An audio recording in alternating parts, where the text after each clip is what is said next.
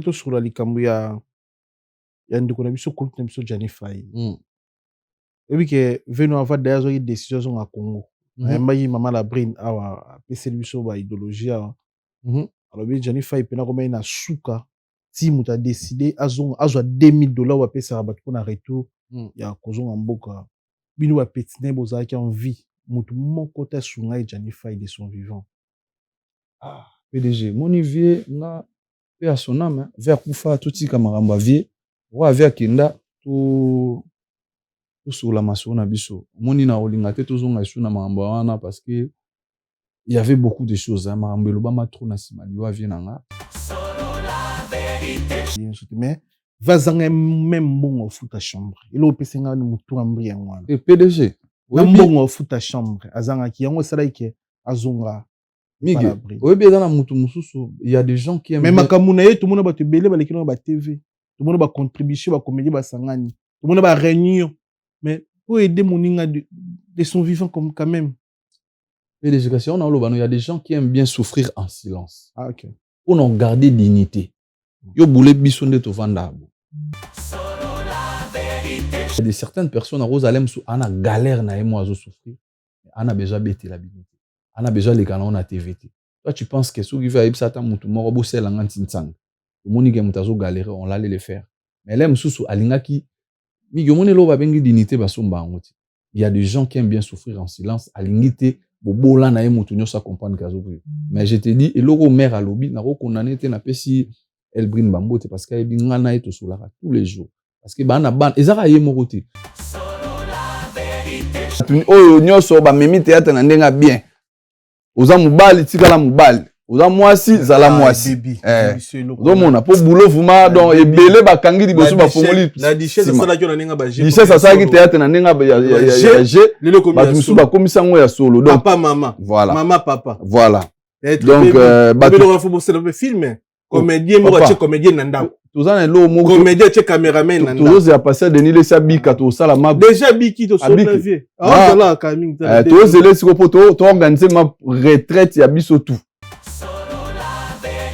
Des fois batu bacha ba commentaire parce que bazo chabiso na ba mbrema total omoni via lola ka bimbonga mutoki nanga abeti concert ayena ba jeune wana ba ye mutu amutalongo ne pa na ya che carburant na ya ye abimi na l'arte mettons ba fouti yango faut congolais pa ye ba parce que comme le roi Sija mbwa kelati abeta concert ofele pona ba presser mettons azumbongo wana fa la que ça peut na mokili gazo yango parce que migomoni lelo bata ba commentaire na ena lo ba faire parce que na mona ke ngere zo proportion mususu ba réaction ya bato ya ba internet ba analyste de lo ba komona ba internet ngai na sa sortie médiatique na Kinshasa na Gloria Kina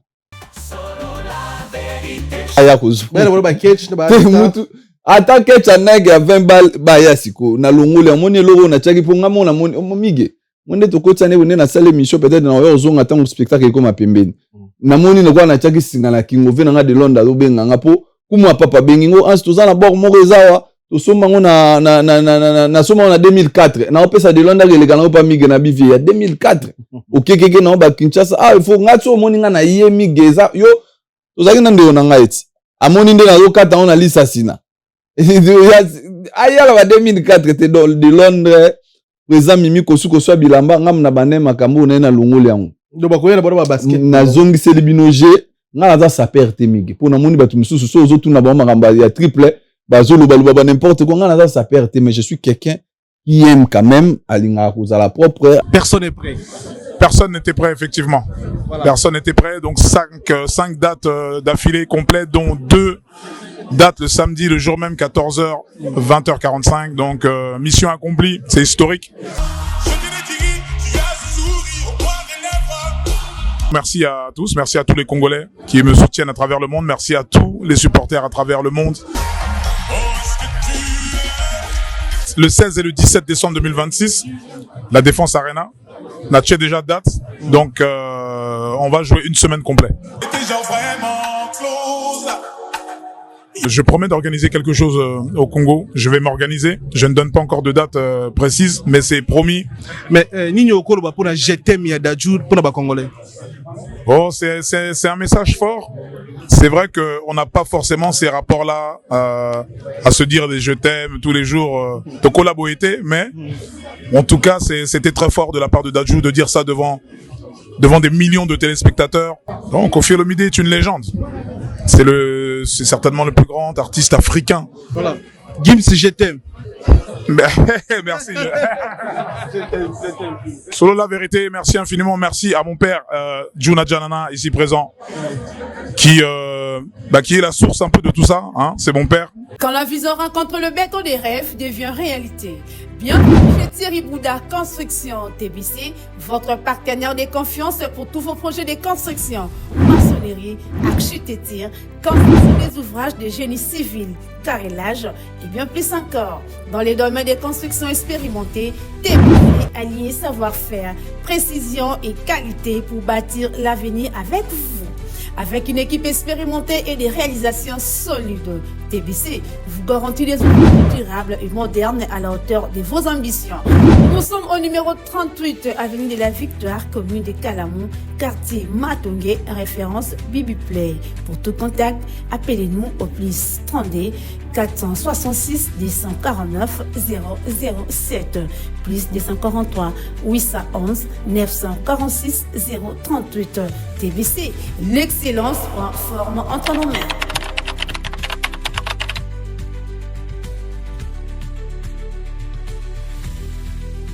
Bonjour, bonsoir à tous. Les bonnes manières nous obligent à revenir vers vous pour vous remercier à travers cette émission de Solo la vérité, Migenema, pour vous remercier tous ceux qui nous ont assistés pendant cette dure période de deuil qu'on a subi. Je laisse les paroles à Maître Tyson Moukeba, champion des hauts. Peut-être qu'il vais revenir vers la fin pour conclure. Voilà, bonjour à tous. Je tenais vraiment à remercier la communauté parce que vous savez, le deuil qui nous a pris, perdre un enfant à 23 ans, c'est pas facile. Si vous demandez à tout le monde si quelqu'un peut trouver un mot pour consoler la famille ou la personne qui a perdu son enfant de 23 ans, je pense qu'il n'y a jamais eu de mots. Il n'y aura jamais de mots. Sauf si vraiment Dieu t'a mis quelque chose dans la bouche pour le dire, quoi. Donc, toutes les personnes qu'on a vues pendant tous les moments où nous avons veillé, toutes les personnes que j'ai vues à l'église, toutes les personnes que j'ai vues au cimetière, toutes les personnes que j'ai vues dans la salle, c'était vraiment grandiose pour la famille. C'est ça, votre façon de dire merci à la famille. Et ça a apporté beaucoup de choses. Donc, nous disons merci vraiment à la communauté congolaise. J'ai vu des personnes qui sont venues de Belgique, de l'Angleterre, d'un peu partout, qui sont venues pleurer chez Deo Toto, qui sont venus pleurer avec le papa, Maître Nick Toto, qui est juste à côté de moi, qui sont venus pleurer avec la maman Albertine, qui n'est pas avec nous. Et franchement, je dis merci à tout le monde. Merci à toutes les personnes qui étaient là, qui ont donné de l'heure pour ces moments pas faciles. Donc voilà. C'est le peu de mots que j'ai à vous dire. Vous savez, j'ai dit merci aussi à Miguel parce que je l'ai vu dans son émission. Ce n'était pas facile pour lui aussi de trouver les mots quand il s'agit d'un décès d'un jeune garçon de 23 ans. Mais il a été à l'auteur. Il a passé le message. Il a passé le message à la communauté. Donc Miguel, je te dis merci personnel et merci à toutes les personnes qui sont venues ces jours-là pleurer avec nous. Je vous remercie tous parce qu'il y a tellement beaucoup de monde, je pourrais pas citer les noms.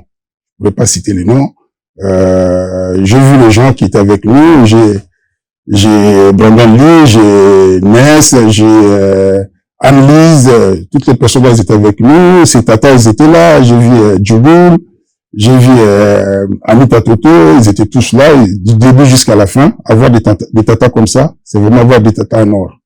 Et puis, pour terminer, il y a d'autres tatas aussi. qui était là, de Sina Ngungu, et puis Safi Ngungu, et puis ma femme elle était là aussi, Ozine Poubi, et puis voilà. Je vous remercie tous d'avoir été là, d'avoir pleuré avec nous, d'avoir partagé ce moment-là avec nous, et ça a été vraiment bénéfique pour toute la famille. Je vous remercie. Sans oublier Jessica Toto, sa sœur, parce qu'ils étaient deux. Donc, Jessica Toto. Voilà. Je laisse la parole à Champion. Un petit clin d'œil aussi à Anne-Marie Mbouyi, et puis à Decruz, Nancy, et puis à toutes les personnes qui étaient là. Là, je vais remercier tous les maîtres. Je vais le faire en lingala. Et repère ça, merci. Dans la maître Nyostu, il y a entre nous, maître Clava, maître Dede Kanga, maître Hans, maître Mable, Papi Febe. La maître Nyostu, il y a Full Force, Nakin, maître Action Zakoto Anapoto, maître Maf Anapoto, maître Makumba, Baronus Bayer qui assisté Bisso, maître Lourd, Baronus Bayer qui assisté Bisso, je vous pèse merci. Entre autres, la maître Nyostu Akin, pour l'assistance Bisso, de loin comme de près. Entre autres, donc, Full Force Mubimba, Kumai Kele, Bibende, je te remercie Bino pour le soutien à Bino, moral, physique. Je vous remercie Bino pour la Nyostu, quoi. Sans oublier LBK. Pour conclure, il y a vraiment à discuter, à ma milité, c'est vraiment du fond du cœur et à mon nom personnel et au nom de toute la famille Toto, ainsi qu'à la famille Sangadila, tenons à remercier le monde qui nous a assistés, de loin ou de près. Je dis un grand merci. Vous avez passé presque un mois avec nous, un mois de galère, un mois de souffrance, et du fond du cœur, on peut que vous dire merci.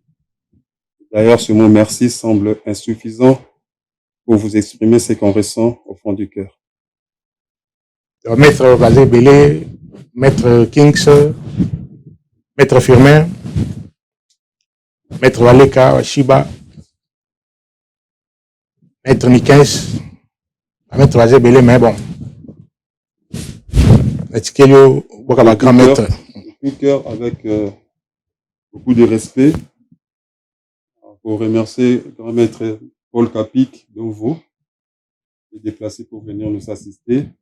Un grand merci à Prof Bibé Bibende. Un grand merci à maître Aïgola de Grand Mukumbusu, formateur des guerriers. Un grand merci maître Ngambe Makumba, Action Zakoto, ça a été déjà dit. Donc, Prof Hidalgo, un grand merci Prof pour ton soutien. Et tous les restes. Hein. Maître Béton, merci pour tout. Maître Lourd. Litanda Jaguar. Ah, grand maître Litanda Jaguar. Grand maître Litanda Jaguar, merci l'assistance, merci le conseil, merci la coup de fil. Et en fait, pour finir, je vais dire merci aux cousins, cousines. Il y a eu Willy, ma petite Ness, un petit clin d'œil. Anne-Lise, Daniel, Brandon Lee, les cousins et meilleurs amis de Gédéon, Toto qui nous a quittés. Il y a nos petites sœurs qui étaient là. Il y a BBC, Bosso, Anne-Marie Mbouyi, Arlette, Cascouze, Bibiche Samba, Nathalie Démon, Nancy et Amélia. Et merci. Un petit clin d'œil à tout le monde. Merci, merci, merci. Merci.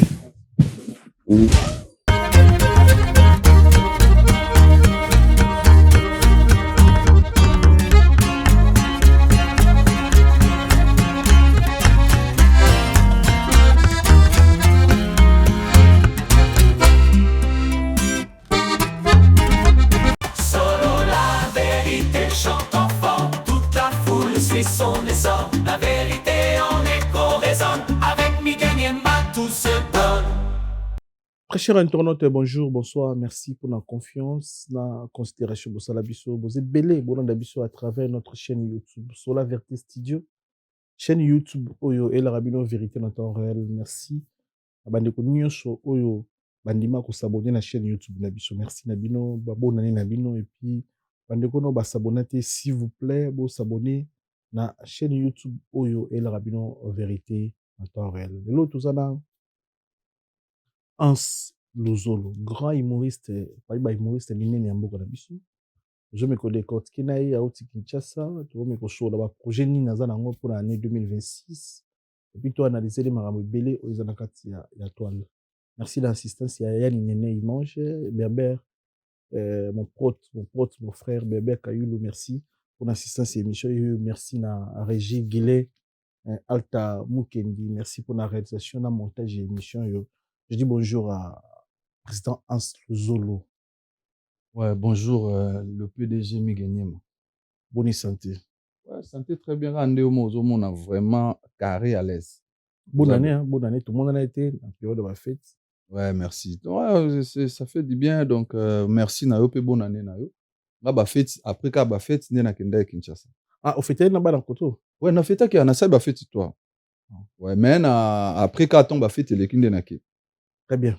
Tout cette année na bande koto bon na biso surtout batu et belé batala biso la este to pe simbo te belé na patron du kinkela 12 mbote belé na yo na famille na yo du kinkela 12 le patron pe si mbote belé puis bossa inte boss dit David Mangaya motema ya Fanny Chis chancel memba 2010 papi matalata la matos miroir d'Angola da costa patron mbote belé na bino bande ko tout o botala biso année oyo nzamba opesa biso ba concept belé déjà mois prochain na semino to banda plateau ba podcast bande ko tout bona posa beaucoup ba star bona posa beaucoup ba journaliste ba chroniqueur ba influenceur ba influenceuse studio na biso ya Sola Vérité Studio ouverture officielle ya studio et faut na mois prochain bon mona communication bon mona neto ko présenter binongo alors ndeko tala biso ra posa au démarquer na ba réseau comme star pourquoi pas oya ba conseil et puis au louer studio na biso ils sont disponibles pour la shooting photo, création de vidéo, podcast, on a tout pour nous réaliser, on va pour nous servir. On a la qualité, puis la idéologie est bien, le contenu est bien, parce que le contenu est raté au fin à battre, le contenu est raté au sec à battre, le contenu est raté à vie privée à battre. Alors, tu as le contenu belé ou africain, belé au sala, le contenu na mbongo à travers le réseau, rien que le fin à battre, tout est pour nous. Présidence toujours le 2026, et ben ouais, là, vraiment, franchement, je dirais 2026, bandé à merveille, na début déjà, il y a nini tout ça qui, na moni songi, va jouer le papa. Tout ça qui on était à Kinshasa, tout s'est bien passé. Et donc, il m'a bien prévenu de lancer une nouvelle série Nabiso Affaire à Rondo. Moni batu tout bazar vraiment d'accord, batu tout ba sepeli nango, au moins que année, le coach sango bien. Apis na kokota 2025 na zongi poto mbala moko na zaki na il coiffe avec sourire. Elle bite au coiffure. Donc sur un bon mois na poto sur la vana na Paris sur le na Saint-Denis pas elle bite te. Na ebite so ki o kata suki wapi. Yura kato Jackson Omingo to yemo elle bite. Jackson azalaki aye na retard. Siko nga mutu ne simba masana mususu je pense à ça. Mais aza na touchement elbito ntango ye moko aye to ya mani to pesani ba bonne année vraiment elbito coiffure ngala esinga na to tcha poids abandi makambo tala mutu azokato suki azosika il coiffe avec sourire donc mais année vraiment mige à merveille tout ça na Kinshasa avant na je pense na papa chéri Jibem Piana tout droit tout ça na papa chéri mo konza ba wenge tout droit kaka na ko te mige omoni Adama BCBG machine à musique BCBG za orchestre ba blague te na papa chéri BCBG na anniversaire ya Lina Mouvaro la queen na PC ba mbote belé tout ça na ba Mimoul Michel Mulumba ba Bonika Longi ba Bob Mboba et puis tout ça na mokonza mboka hérité Watanabe wata héritier tout ça ne banana ba matete tout ça na studio na monde ba to na ba enregistrer bombe la pulga besoin enregistrer bon album ils ont annoncé bien aujourd'hui moi temps va extrait nazaki na studio na longo na studio presque 2 heures na bana mai tout ya mouvement na pesi bango bacha na zuma occasion oyoka banzembo bana mai na biso ba je respire ba jires il n'y a rien de possible je respire ni nzembo za mobali mibali ba miembe ba masana arnakula ba Akim Solo bana mai tout Cédric Mbungu nazaki na bango na studio est-ce que l'album on les promettre yum toujours extrait bon chose mais bango déjà baratati na bi ki ezala bien en plus nazaki sous na la réserve de l'Éternel Pasteur Moïse Mbi pour mona na kuma osambela na arena ngana kuma vraiment mondimi a cité Betel Arena donc na na Kinshasa nazala kuna ensemble la pour intérêt je pense nga vraiment amigue moi je suis un enfant de Dieu moi je suis un croyant parce que ba te belé ba approcher le pasteur Moïse Mbi ils allaient rapport intérêt mais déjà migue en dehors de pasteur ou quoi que ce soit c'est un être humain c'est un humain ayebi ko respecter batu ayebi ko valoriser batu donc na pesi bambote belé sika zali biso tokena na Betel tout le monde a valeur tout le monde a respect à un vers artiste ayebi ke biso tokoma vraiment bandimi kuna na di shababa na pesi pembote tokendaka kuna nazaki pena le frère Yannick Tumba nini na pesa na yote pauni na ngaya motu ya seyo pasteur Yannick Tumba na pesi mbote donc na kozaki to zaiko pe betaki tozaki na batu belé vraiment ano vraiment na kuta na batu belé c'était vraiment un grand plaisir et puis na pesi merci na honorable Diabanza mwana nene migena ko sauter le 2 janvier 24 communes ya Kinshasa ba comment fêter na matete omona mutana maluku mais aopesa bandeko ne rendez-vous to kutana na matete donc batu tout matete zaki embouteillage ya batu embouteillage ya ba moto na ya ba voiture na pesi jeune frère na mobiki si tozaki na matete parce que là on a kindela Kinshasa événement zaki na matete donc to beti na matete les 2 na les 3 avec tous les comédiens ba Gesho ba Mabidi ba Aïda ba ambulance ba ya modé mobiki si pas zalaki junior Lusaoul bana mai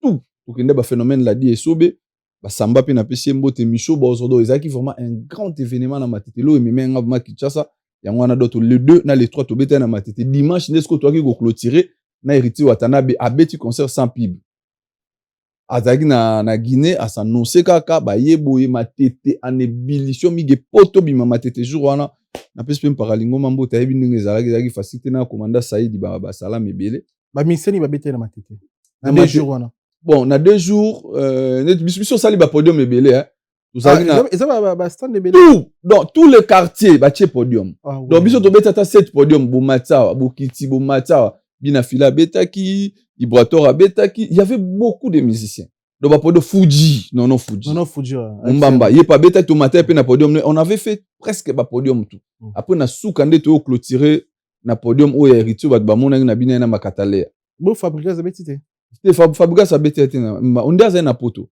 fabriquer sa betite mba mais on a secteur na mais bon c'est comme si déjà beta na édition et les kaki vraiment ngaku to komi chaque les 2 na osbando za na matete pour d'ailleurs to solo na honorable Diabanza mwana nene donc ça idée moi bien bana lemba pe na solo na ser na biso bijou bo face ba mayonnaise biso pe bana lemba to se mobiliser donc ngaba bazo fêter les 3 lemba les 4 donc migeza vraiment ilo moko ya ko soutenir c'est très important parce que au mona ke évolution vous meza batu bazo sepela na ngona bosani pe mutu na Christian Lumu au grâce à Christian Lumu nde on a genda kutana na ende na monaki honorable Diabanza mwana nene na emeteza apesi ba ba salam ebele eza souka na initiative to soutenir yango pour ezo sangisa batu ngamona mona ba tante na Neli bavana na matete mais batiki banda kuna bango mige jour wana na matete bière était comme aso 3000 ou 3500 je sais pas mais jour wana bière comme 1500 mutu tout azo ya matete donc ngala zalaki j'ai eu ce privilège là d'être là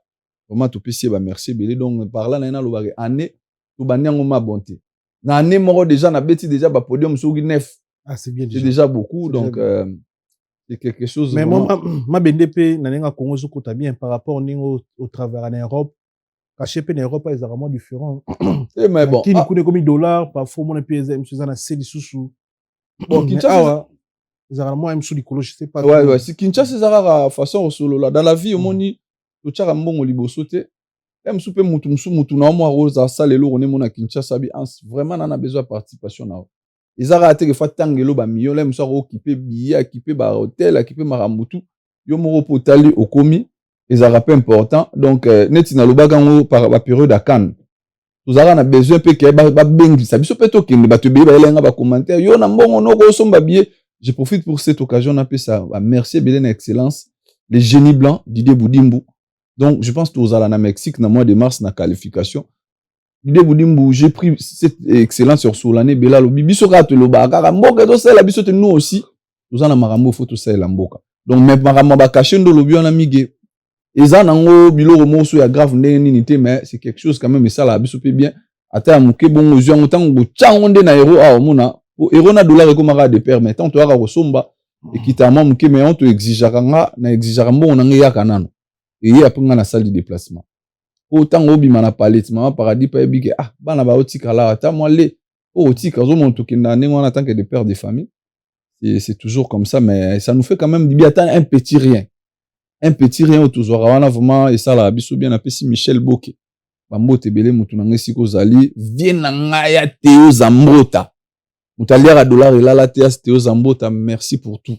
mige avantage à Kinshasa yango wana facilité aux ana kina to sur la tout à l'heure na Célio abi avandini na kini avandi na ya afusa makamune kuna zana Célio azaka na studio bana na ebaye azaka na studio azani na ba studio asa musique na e bon toujours peseka ba courage belé mais kini mama kambuza avant de progresser na moni au deuxième ya noir le deuxième père à Weston en plus na bavet te migi kasi na donc oyo kutu mando tika de fiona mutaete non mutaete bon José de Londres bisenga roya mais a changer sous date akoya na limbisi bango Igor 2 minutes nazo benga nakoya yango na ye na salle émission pour eza lokwa na yekolongola eloko na chaki na yekolongola na permettre bango sikoyo baya kozwa mutu ata kecha nage ya 20 balles baya sikoyo na longola amoni eloko na chaki mpo nga mona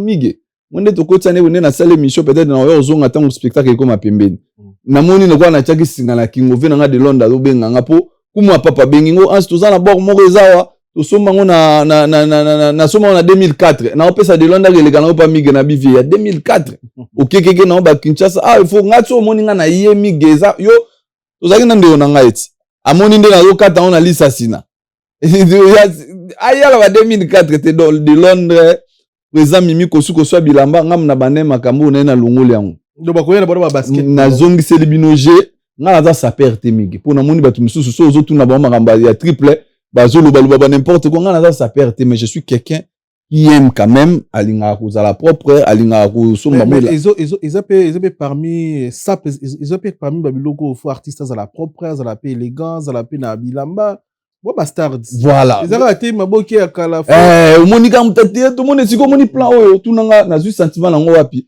tant on veut na ifanjo bila fali pour pa na PCP basalam a osa la publicité ya concert na ye moi tant ba na mokobe otala kango tant ba okita na mokobe abetaki avec bavette tant on a tellement na bi na bingi masana abra na je smart en vous na bi plan na roson ba beza triple avec bavette koti papa totaliga atoke osaki mbama ba 8 ans l'état bakanga kaeba nini yango na profiter na benga na ba migeloko na chaki au depuis na lekaki ça fait so 3 mois yango nazomona London te nazomona mutu te et on habite na longola yango London ala kanga ba ya na 59 blouson na plateau nga na bise na bi vie na nga de Londres za mamba blouson te na baki yaka na lipapa na nga yango yo la kisa ya yo esuki wana lipapa na nga lipapa combien PDG nga mukongo ba famille ba okanza kwa na bonga papa au jour na yamba ça perd mon père aboyi abi ça pas tunaye les 1100 euros abi Weston ya 1500 1800 za raté non on habite mso a prime sozo na ya solo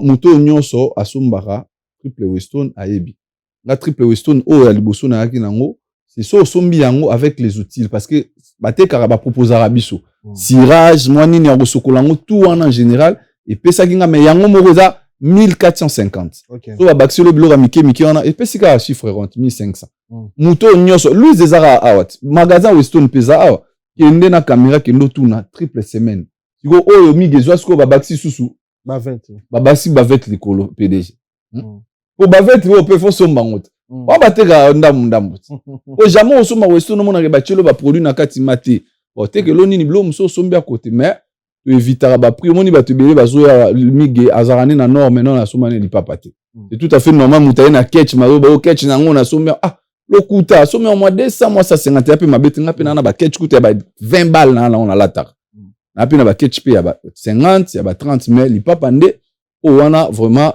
facture na tindela kioti na tindela go so mutaye oloba la kisaye do exactement 1500 mais délire on passe pour uta kuna président kale ça mais as tozo ça perd na voilà mingi na le faut au cause appel za Net si oza humoriste sa père ils ont dérangé Pénélope côté mais nire bato oh no commentaire de vidéo na tchara muta théâtre comment mama sa père voilà droit te là bien muta théâtre na uta na sap yo uta na sap ngai c'est logique en fait oyo ba japonais na chopo ba japonais bana lemba na pesi ba petit nanga ba Zulu fighter ba petit nanga tout o make ba petit na biso alinga na na ba jikapela masa mo azaka otambola boye ba masa nanga ba succès mikili ba jere ngengi ba masa mso ba zarko ba kenda ba Cédric Lutumba wana ba master nanga gelora kenda Lutumba donc envie mayonnaise a robetelo lisolo nga na zaka japonais mututu ya le mama salanga gelor landu na pesi ba motebele na Jonathan Dissasi na Afrique du Sud ba yebi nga na zaka yango jour na komaka Afrique du Sud na kena na ndako mokili mbongo mokili mbongo akotsanga na palais apesanga Japon bi ans parce que bana yoka lisolo na pas gelor que nga na lata na ba jeep vous comprenez nga ndo betana ba jeep donc nga ezali mama nanga ozo mona mingi nga na japonais et ça li que tant que tu na biso comédie to doser pour ezaka ko defa nga na famille monene na poto ba fait ba otinda ba plan mi soupe to salisa na Kinshasa mais le lot on a commis na poto oh mais au moment lo mo bimi boyo aux Egypte osombi tisi na zandu batongelo sko Egypte ya ba ekose maman na lo ba guchi pa mala mokili mbongo na lo ba Afrique du Sud ayebinde biso to sala na kini ya ebité mais ayo kango pa gelo donc sombi magip bake batongeli to na tonga ba veste na zandu oh ba saper akin oh à l'époque mige na Kinshasa magasin zarate le logo tu ba comme na ba opportunité moni ke mutauti poto ay patekeli ne ba japonais kidoda na pesi pe ba léopard ba salam ebele mutauti ay patekeli lamba à l'époque ezaki mo sombi tisi bake ba beteli au plan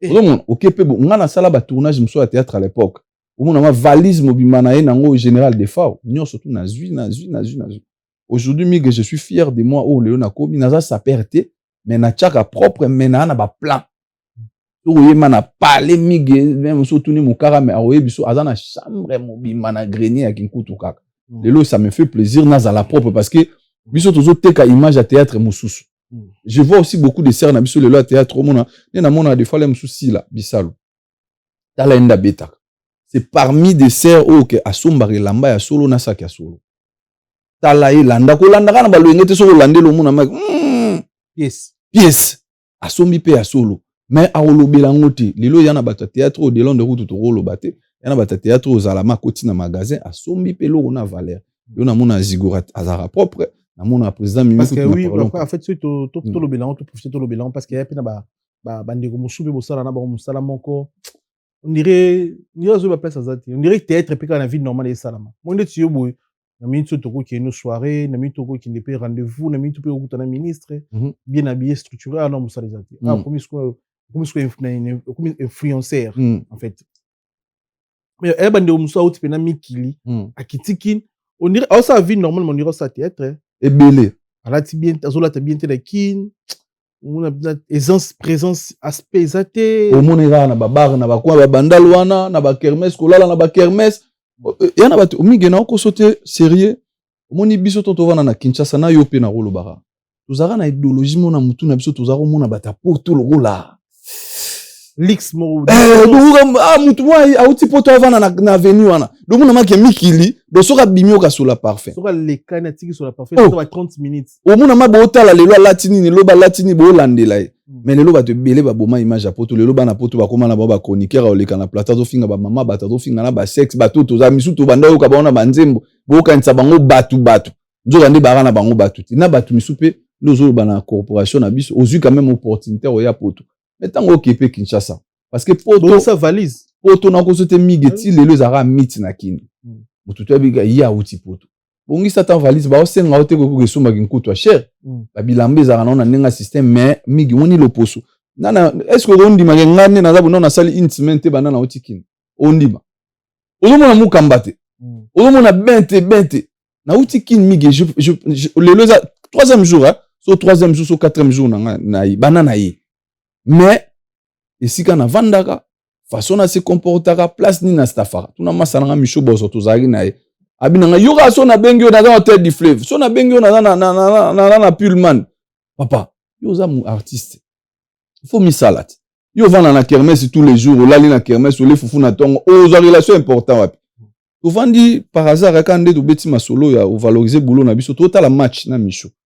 na sima Micho na biso Micho tala mutavai na sima na baluki na boyebi na bo tanga kombo na ye mukonzi moko amune na bi Micho moni neti yebo na bandal omona ete po okuta na batabozo mwa carnet d'adresse moi il faut ya baliebo balie kipaka artiste emo fa misala migi nga na comprendre nanga chemise on alati eza nini eza nora bien eza propre kaka il faut qu'on a la propre pour l'aime sous pour que peu place mo ba bengi so ba la pendengo la teli o mona mutu moko artiste azo le kananzela makaya ba cigarette cheve sonne ni non tout compte nyo se compte cirki ne kotina théâtre des hommes abete migi mutu na mutu falata na moyen na ye soki o amoni ke falata na cirki mabete na Chine pe mabete nga azaki na Chine na kutena ba foule lukisu na Chine na ba bongo bateka ba première qualité wana black mais est-ce que biso pom des asko na poto nde kota nango mige na biso batala les biso tovana na ba 20 mois na batu ba ebi aéroport wana eratarate na kokanga batu na banini ya na batu mige mutu falata na o ya soso soki mutu azui bongo ti aolata mongo ndeni o mutu to azaka na capacité okota magasin avec ça c'était même nga moko to na Congo je me disais mukoni nga na okota magasin dossier gabana na sombi peni. Mais aujourd'hui, Dieu a donné cette facilité. On attend à moi qui oso gagner. Oso mbata moi chemise. Donc mutu na mutu fa lata na niveau o ya zozui là. So qu'il faut lata HM mokobi ma propre. Migi obige oro tele mabo. Nde obetibo. O lati ba marque ni. Mais regarde comme t'es propre. Mutu ye mora mitami pe sa valeur teinture na yo, suki na yo na façon na yo ozale là. Minu pe propre. Mara mutu kitoko moi lunette na yo. Ezaka te ke faut cha dita net nga na chebo. Ozo comprendre ozo ke pavala na omo boche mais esali yo bien bokomona mutu mso théâtre outi boye a outi mikila ke Kinshasa mais so hôtel ondimate mais neti yo boye o copia nani na théâtre ou à part boulot za père mon propre na ninga vie privée structure propre boye na théâtre landa nani lelo na kala na ndota la maître pai vie wana pe a son âme azaki propre makasi après lelo Robo sanate biso tout Hollandais idéologie vient biso de Londres. De Londres à l'époque mon ba serba uta mikilo kuta de Londres déjà structure. Aya na tournage propre banana mukadi. De Londres bandoti kaka leçon di banda. Omona propriété wana mige ya pe biloko biso le lot ozwa. Ozomona pipe to tala pe ba musicien le lot ke moni jibe piano yo moko talier bo osepele moni mamu bali propre. Pourquoi pas? Parce que ça fait du bien batu ba mono pe ba oki obo pour ça pe meno ba oki solo gito sera bien donc on peut ba venir biso de Londres ba mettre pas batu tout ba ki propre na théâtre yango na lelo pe to yana mo idéologie wana mutata lora na image a resekisa ça sera quelque chose propriété lo ba noko bébé ba bossa propriété ba sera relation bien oui et tu rappelles ba ça la relation voilà mutazo ya moni oza bien est très bien habillé héros que soit na mutu acha munoko boy soit munoko c'est voilà là siko mige comment mutu soit amonio franchement j'apprécie beaucoup tes comédies mais tu t'habilles aussi bien pour moi je suis trop fier de ça là oza comédien oza humoriste oza sous le lot to benga ba influenceur oza influent na kata communauté congolaise oza influent na et là tu lui au bout ndeko mso la biso abi fona la tani asa la tani mingi voilà beta sko ba machine boye yo sko go boule ndeni na beti boye asali ndeni non ya n'aura normal mais la propriété c'est aussi important mingi nga na comprenant on a bien été il faut bana ba rola la nzala te mais mo boye ça peu important moi chemise bien za la moi pantalon pe za ça là na mona ndiko zongeli ba vidéo na kini ba na eza ba gago eza ba épisode eza ba film ozo tourner eza ba gag te eza ba van wana ba benga ngo van parce que ba vidéo wana eza ba 2 3 minutes 4 minutes 5 minutes monika même idéologie na sala awa mais moi je viens du théâtre na lobaki na zongi c'est sous batu na ba ancienne gloire moni ba succès au ba théâtre tout sala kala na ba vetito ba mbata siala ba Micho Bozo ba Junior Lusaulu na pesi pe ba fio na ba sala mebele ba ko chabiso kwa ba petit na nga Dibal la Luma Leba ba Patrick Ngambe ba Kaluji ministre ranki nde moni na zongi si idéologie wana na komi sko sala ba mini série o ba otala affaire rondo avec Davina ba tout temps ba moninga na zongi mikili ba baleli sotiki Davina na semi Davina elle me manque comme je suis là donc bientôt là je serai de retour parce que cette année migeno zala trop na Kinshasa donc na zongi si batu na sentiment ya théâtre mais filtré donc ba publicité président Fiston ça c'est ça là au moins ni président ça à côté sko yé pas côté na TikTok azala raté ma côté na TikTok pour abanda ko sek abanda batu na ja TikTok na ebisaki petit nanga Gabadi Gaël Nzongo ba banda déjà ba tournage yé pas côté idéologie Donc tout ça là-bas mini sketch mais amuke mige ongo ke boulot fongoli téléphone otali oseki okangi okena. Donc déjà boye ba épisode déjà vraiment belé ba tout batala on a beton le roi sera mieux gauche et ata 100. Donc ele kana na fait kana ba page. Nga na za mutu te o kaka r mo bona kidi ba petit nga ba gera YouTube ba rocha na YouTube mais biso toza branché sur mon TikTok, page Facebook nanga Ans Luzolo officiel, Ans Luzolo comédien officiel, to baké na Instagram nanga Ans Luzolo officiel baké ta la bilo wana ezole kaka kuna. Donc ezako tout na mige je dépense beaucoup mais je gagne pas vraiment au nazo dépenser. Je dis merci à Junior Malaïssa. Le mystérieux. Le mystérieux. Premier tournage dans un mige Junior Malaïssa Moutou à financer. Par hasard, tu tourné dans Bandal dans le Garabo pour à combien 22 appartements. Et combien de 22 immeubles na Kinshasa. 22 immeubles. Dans le Garana notamment na Maya Yambinga. On c'était tout ça tournage papa. Zoa. Tout ça lipé tournage Moutou na mutazu caché. Deuxième jour sous na benge papa tournage déjà zeli le kana nda kuna leki na parler na Kasavubu. Talara nda kuna Kasavubu avec piscine et donc tu as 15 voitures. Azui Soussou a financé le tournage. Au prochain tournage, ils ont MC na oya na tournage. Vraiment, je lui dis merci. Toujours 5 années mige parce que nga moso na mina no foot abatu. C'est difficile parce que nga nazo gagner vraiment. Donc et ça va bien sûr batu ba soutenir biso. Partenaire. Ba partenaire. Ozo mona gande na zalarana non competition. Il y a pas de compétition avec Julien Chibanda, na PC Junior Jougra, Salam Mebele partenaire, Jonathan directeur.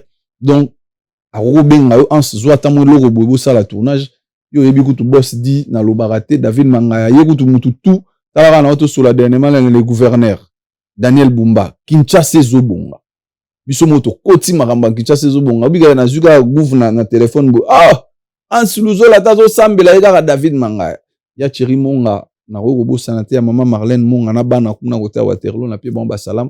Tout ça on a besoin de soutien migué parce que ba boulot on a faut foot à moi réalisateur au foot à ba vie ba déplacer ta ravim bata salo longole moi lemba vetito lemba longole moi café moi nini er mon moi azongi peut parler à CPL. Donc c'est très important et je senga biso ba soutien malgré migué to sala on a téléphone na senga ku tout à la moninga na mta Android même quand na sala émission be mutu moi revendre habiter en fona sombelo iPhone 17 a robenga na besoin de iPhone 17 migué na lobi on a émission na iPhone ils ont pris ba téléphone ils ont aidé voilà. Ils ont aidé de plus ta caméra iPhone parce que des iPhone quand on a besoin pour na ba tournage na ba giga pour mutu ça ko somelo ya giga mo ya ba somelo on ça ta 1000 tournages ma vidéo pesa nango côté na YouTube tranquille surtout bongo parce que tournage na sala on a téléphone Junior Jougra et bisa no competition so na zuata 1 giga oyo et sala nga bien pour na ba tournage pour toi on a besoin de soutien migi on a besoin de soutien na oyo bisa pe l'excellent honorable Tiske Makengo, je pense à ça na Panama.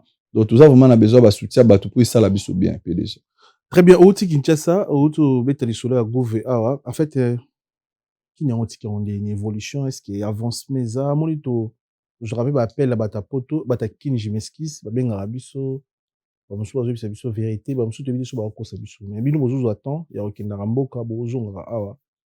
Les lots bandeko ba tala biso mingi ba kinité ba sali ba 5 ans ba biso ba 10 ans ba 2 ans ba 3 ans donc comme c'est biso nini pour l'évolution ya ville ya Kinshasa est-ce qu'ils ont avancé na auto ya mba président Caleb abete biso sur la 8h dit-on ya bouchon non incroyable non na mona ngoti bana botama nabite est-ce que to compter sur ba continent biso bien biso ba congolais ndé toujours ba ningi ya ovanda na kati ya kinité. Et mige déjà na roko sauter na ipso vérité moko c'est difficile à lelo Kinshasa mutu to c'est marché ba monter certes nous allons ba konzi mais mige neti makamba bouchon embouteillage na Kinshasa PDG c'est difficile nga moko to betika tour longo tête du fleuve auto ya na Ipen talara tête du fleuve na Ipen mige to beta 3 heures de temps distance wana na biso non les lots Kinshasa en fait banzele zate pourquoi ba osala tout à la fois moni mundele ndazala akangile msu A15 afongoli A12 vous comprendre et permettre batu bakendo balukata kuna mais biso sko bakangi banzela tout mais surtout ceux qui mboule beti c'est catastrophique mais na lega na bandalo moni kota ba toison d'or wana na moni make bazo tumbola ba osala sko bakanivo ngala osinga kana eloko moko mige toyebi ke situation est difficile surtout mambo embouteillage na pollution ba mituki belé banzele zate mais basali ba alternatif et belé na Kinshasa na ba kitambo même et pas le président Saïsé parce que Baébéra Kendaka Saïsé Bazo Bukango et l'Oba met un peu partout. Moi-même j'étais étonné ton a commis pas naé donc ndako le président Saïsé Ezo comme arrêt en face naé. Donc baolia mukie ba osala ma makadam donc zele bando moi liboso parler naé ba bando benga asombi ndaku kota mabe nyango nzamba tika bana nete tant bino bo basombi ndaku kota mabe gouvernement zo kanisa ba valoriser pa naé donc ba sali nzela munene e ko bando le kama liboso ndaku naé ba obelela cheye ba leki arrêt Saïsé ba tumutu pa kiti ba continuer donc ezo katisa ma ti arrêt pharmacie donc banzele zo salama e bele mige même abeka kanga la monaki fallait pas ba kanga nyor surtout à la fois bati kata misusu peut permettre à batuba baleka mais situation est vraiment difficile mais tout peut ça toujours chance na mona même ba poubelle publique ba poubelle oh lié moro l'excellence Daniel Bumba Lubaki lelo ba faire venir ba poubelle publique migezara lelo gouverneur certes ba yena ba poubelle ba tchangu na ba coin mais oya bo ba pour le ta poubelle belo ezana katité mais okuti chasser libanda wana ce que c'est sous maramba gouverneur te comme maramba conscience ya congolais monde atora na mikiliti ngaso otalisa kinango mona na tamboli na papier mouchoir na tamboli na bidon mona melagi ji parce que na mutu nanga na bige na ko bwa kangu na nzela te congolais nyo so place à fois à la conscient to sombi pe loro na yo ngana zala so na otambo na kare ko malroi de potoir nyo so na Kinshasa na zo tia mupandi so na comme na parler na bimisi na bwaki mutu tout fois ti loro wana na mutu na yeke Kinshasa ko zelate Daniel Bumba abongiselo Kinshasa ko zelate le président Félix Antoine Tshisekedi abongiselo yo moko pe chez na parler ko boulé te na boire les sous chasser na balabala te parce que chasser bébisa na boire les sous plastique te so ba chelinga poubelle na ye na poubelle na boaki au monde na poubelle les a pour les mêmes mutao préférer boire kaliban donc biso mo pe to ko sunga gouvernorat to ko sunga pe Kinshasa wana po bana slogan mo babika Kinshasa ekobonga donc Kinshasa pe bongezo senga ngai yo batu nyonso to tia maboko po ebonga mais to senga mana gouvernement ba sala banzela ba bongisa même situation sociale ya ba congolais po souffrance ezo mata pas ezo komara de plus en plus Zandu komi na niveau ni bon Zandu ngala kenda ba place wana te mige malheureusement na bi loni na répondre te na bi so déjà fuma parce que mige biga biso c'est impossible déjà que Zandu donc tout le monde ara na misika mais non na kenda Zandu te na habiter si réellement fona tout na no blandine moda parce que dernièrement on a besoin ba biloko mato ipona ba lifanto mais moi na kende date na binga ara ser na blandine na ye nango mais na koti Zandu te na habiter mais mige soki mbule beti na kin. Et biso dernièrement tout ça na tournage on n'a pas pu tourner parce que Mboule Beti le fait que Mboule Beti tout c'est mort donc moi beau tourner c'était pour biso to tourner na balabala nzela boleka puis mai don laisse tomber donc il faut vraiment ba niveau ça la lelo musala les ça la je dis bravo na hôtel de ville nde ba initiative au sala ba boulot en plus mabeka ramige kuneza ke ba opesa société mbongo ba mbongo tout la mwisi boga be bando tonga renat yako na tuna après bando tonga rena babi il paraît baton bazwaki mbongo arena bakima mais lelo siko ba pesa ngo société mususu biso to souci na biso zaka arena wana éviter lobi to mona pe ba ve na biso fali ba faire rigola ba fabrigas parce que arena est prioritaire na ki sinon you know mon la arena on est que na ba promo tout on a Kinshasa ba jeune qui ne belé ba salati na si okutani nango parce que ndo kinda kin bat ba ko luko otala msu master mon génération na yo to komona mutu mona nzela na âge na ya côté ka msu mai na nzela te okomona mutu mo asise banchik mais osala azo vivre na ba penser ne fa gagner sur na loto sur na PMI ba bo ba betara wana est-ce que eza priorité ba arena wana est-ce que le lope to ko ba concert prioritaire na ville ya Kinshasa pour ba kinois eza na rolo bana en tant qu'artiste c'est une priorité pourquoi Miguelelo qu'il tire réseau te kambo kana biso libanda lelo pour les msusu batu ba yeba ke les msusu Congo moro existera parce que les msusu fali pour pasali abeti musique nae parce que les msusu lelo ferego lazali parce que les msusu papa wimba zalaka qu'il tire était qui Congo ba kasi libanda na ton na bani na fali pour parce que parmi les artistes qui ont vendu notre qu'il tire à l'extérieur et bambo kebele lelo prévenu mo na Coupe d'Afrique tout longoli compétition na qui ngana bimi star ya Coupe d'Afrique eza Lumumba ozomona ke ateki mboka wana peza ça fait partie de la culture parce que y a za na équipe ya animation za artiste ozomona c'est aussi important mais préoccupation à congolais ebele congolais za na besoin azala na santé ya malamu ali ya malamu alala malamu ala malamu aza pe na musala donc biloko wana wana komi marambu ya l'état ndefo ba s'occuper na mais biso côté culture on est très content au monde que ba sala bongo fonga mamige preuve en est. Je te dis aujourd'hui, il y a une très grande salle où ils font un centre culturel. Et ça, il y a parlé du peuple Miguelelo, topesi l'état na biso merci parce que mingi biloko abongo ezala raté ozomona ke tozala na basale na biso mo eza na banorme mosusu eza na ville place Hermène Amisa abetaki na pisi epe mbote ozomona lelo basala bongo ozosalama lelo oyo permettre biso mpe baartiste tosala baproduction na biso je pense na prochaine production na nga ezala bongo na centre culturel on toana ba pour parler parce que mingi nagenda retour na salle et prix nango eza vraiment énorme yango tosenga neti biso boye toza baartiste naza na producteur te mingi eza pas suppose producteur abeti so wana donc là biso tosala wana ba propre effort na biso batela biso pe mamba ba prix nazosenga pe na bato tout ba soutenir biso naza vraiment na besoin année oyo na mois d'août to juillet na beta kuna mais pour na beta na mingi il faut na futa salle wana il faut na salle donc je pense dans de 2000 en 2000 ans ebilo mo ande wana showbiz na scène showbiz na scène showbiz souci na ngeza na beta wana mais mingi naza na ba moyen te mais ils a très bien fait ndo lobi mambari na so na bina zonga wana c'est pas une priorité pour tous les Congolais mais pour nous les artistes c'est une fierté preuve année je t'ai dit aussi na pesi Paul Ngoy le père les 2G félicitations parce que moni centre zoo là c'est zara kala zoologie jardin zoologie ça wana pe ils ont en pleine réhabilitation na ngende ko talango bazozongisa parce que place ba théâtre azou za salama je pense bientôt là au monde peut tout bando ça ba spectacle wana donc côté culture il y a des choses qui avant je t'apprends aussi. Le mois passé, on a la Duchesse pour la toute première fois banda to banda carrière. On a été rémunéré par les Sokoda. J'ai dit merci au DG Blaise Boula et puis Guy Moller, une équipe nous m'a besoin entouré wana. Vraiment merci à et donc on a petit à petit côté Mamba Culture et je n'oublierai pas de saluer madame la ministre, madame Yolande Elebe. Na sengipe madame la ministre à côté tapé dossier nanga. Pour soutenir ngai pe ba solo la pe na beta place wana parce que on a beaucoup de fanatiques au bazar. Ça combien après près ça loin pour louer ça la 2000 na na ba bloro toi nani CG Oxatindela nga c'est presque ba 11k ah ouais beta machine siko mi genga 11k ne be combien ouais ah on sorti 11k congolais on suma billet to ochela batongo ta billet biso to na choite to ochela batongo ta ata dibala biso pom na biso za ke bato bazwa plaisir mige tout ça là ça combien te ngala na besoin na zong ça te ngala ninga mige preuve na biso ba comédie na ocha na page je gagne presque nga pour même na ngeza ke na pesa ka congolais plaisir ngala na besoin te ke na ya wana pour na voir non moi je veux que bato na nga balinga nga ba otala nga live parce que on a besoin de ramener yango na nangwa le petit théâtre de 800 places revient à 11 300 le grand théâtre de 2000 places revient à 28 000 euros ah non yango 28 000. Yango, CG Oxy. Mais oui, il y a cher même que le casino de Paris. Ozomona, siko nga pour le casino pesa 2000 places, mais le casino ça a moins de 10. Na habité bato salle so ba hollandais. Voilà, ozomona donc ça vraiment ça coup. Nana na besoin migi, nana besoin de gagner, mais nana besoin na sala bato plaisir ba kuta à faire rondo sur scène. Bamoni Davina, bamoni Mbata Siala, bamoni Patrick Ngambe, bamoni ba petit nanga Sinclair Poutine, bamoni Dada Kanda, bamoni ba Niki Kumbu, bamoni staff mobimba, bamoni ba Micho. Na linga ramener nga mona ozala one man show, mais na ozongi sabatu na faire rondo parce que batu ba sepel na ontro na kin na boule na sa spectacle wana. Muto pa romona ka en bonne foi. Ezaka 11k.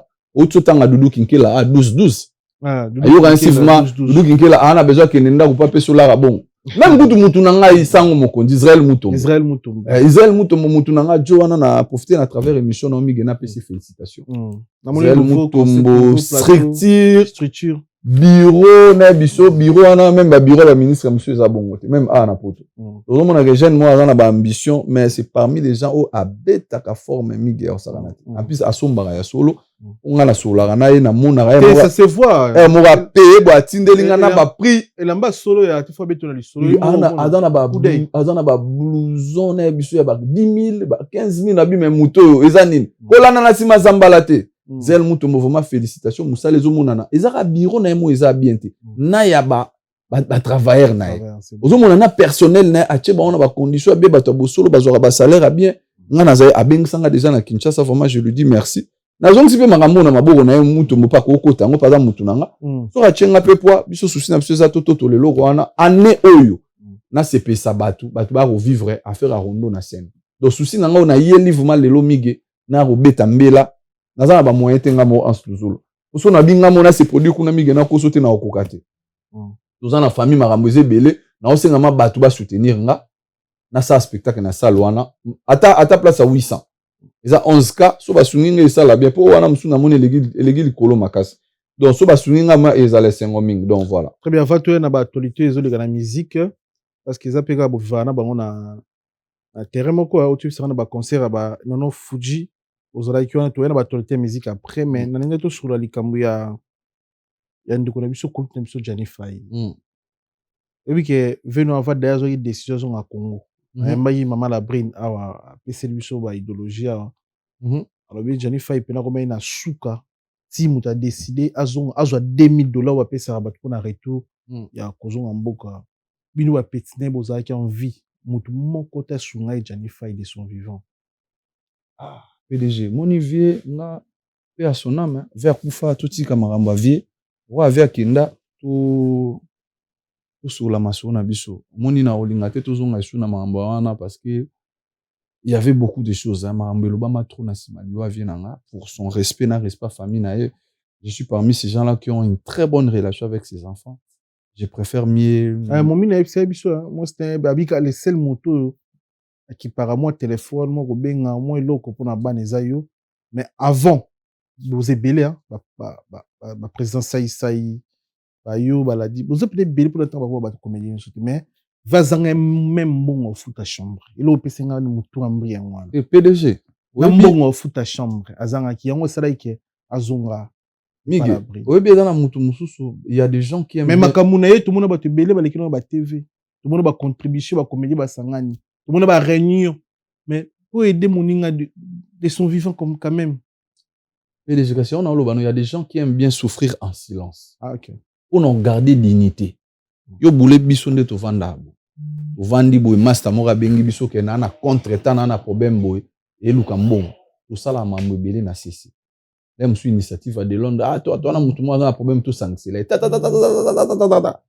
et moi mon avis de loin mbongo e utama poto to sangisi to ke pesa e même vie na biso dadi di Kambala vous comprenez to sala loko wana à son vivant mais il y a des certaines personnes à Rosalem sous ana galère na emo azo souffrir ana déjà bêté la Bible ana déjà les canons na TVT toi tu penses que sous qui va ibsa ta mutu moko bo sela ngantsi ntsang moni ke mutazo galérer on allait le faire mais là msusu alingaki mi yomone lo ba bengi dignité basomba ngoti il y a des gens qui aiment bien souffrir en silence alingité bobola na mutu nyosa comprendre kazo mais je te dis eloko mère à lobby na ko condamner te na pesi Elbrine Bambote parce qu'elle bingana et to solara tous les jours parce que bana ban ezaka ye mokoti na ko biso exemple retourne même Koko Bikotele moi ça ya Chiko Pululu on a de très bonnes relations parce que tous les jours na sola parce que pour na ba nouvelle bana autour maman na nga Mandolina Mamado on a de très bonnes relations la femme de papa chef nga basi ba collègue na biso belé ti lelo na contact na bon na bana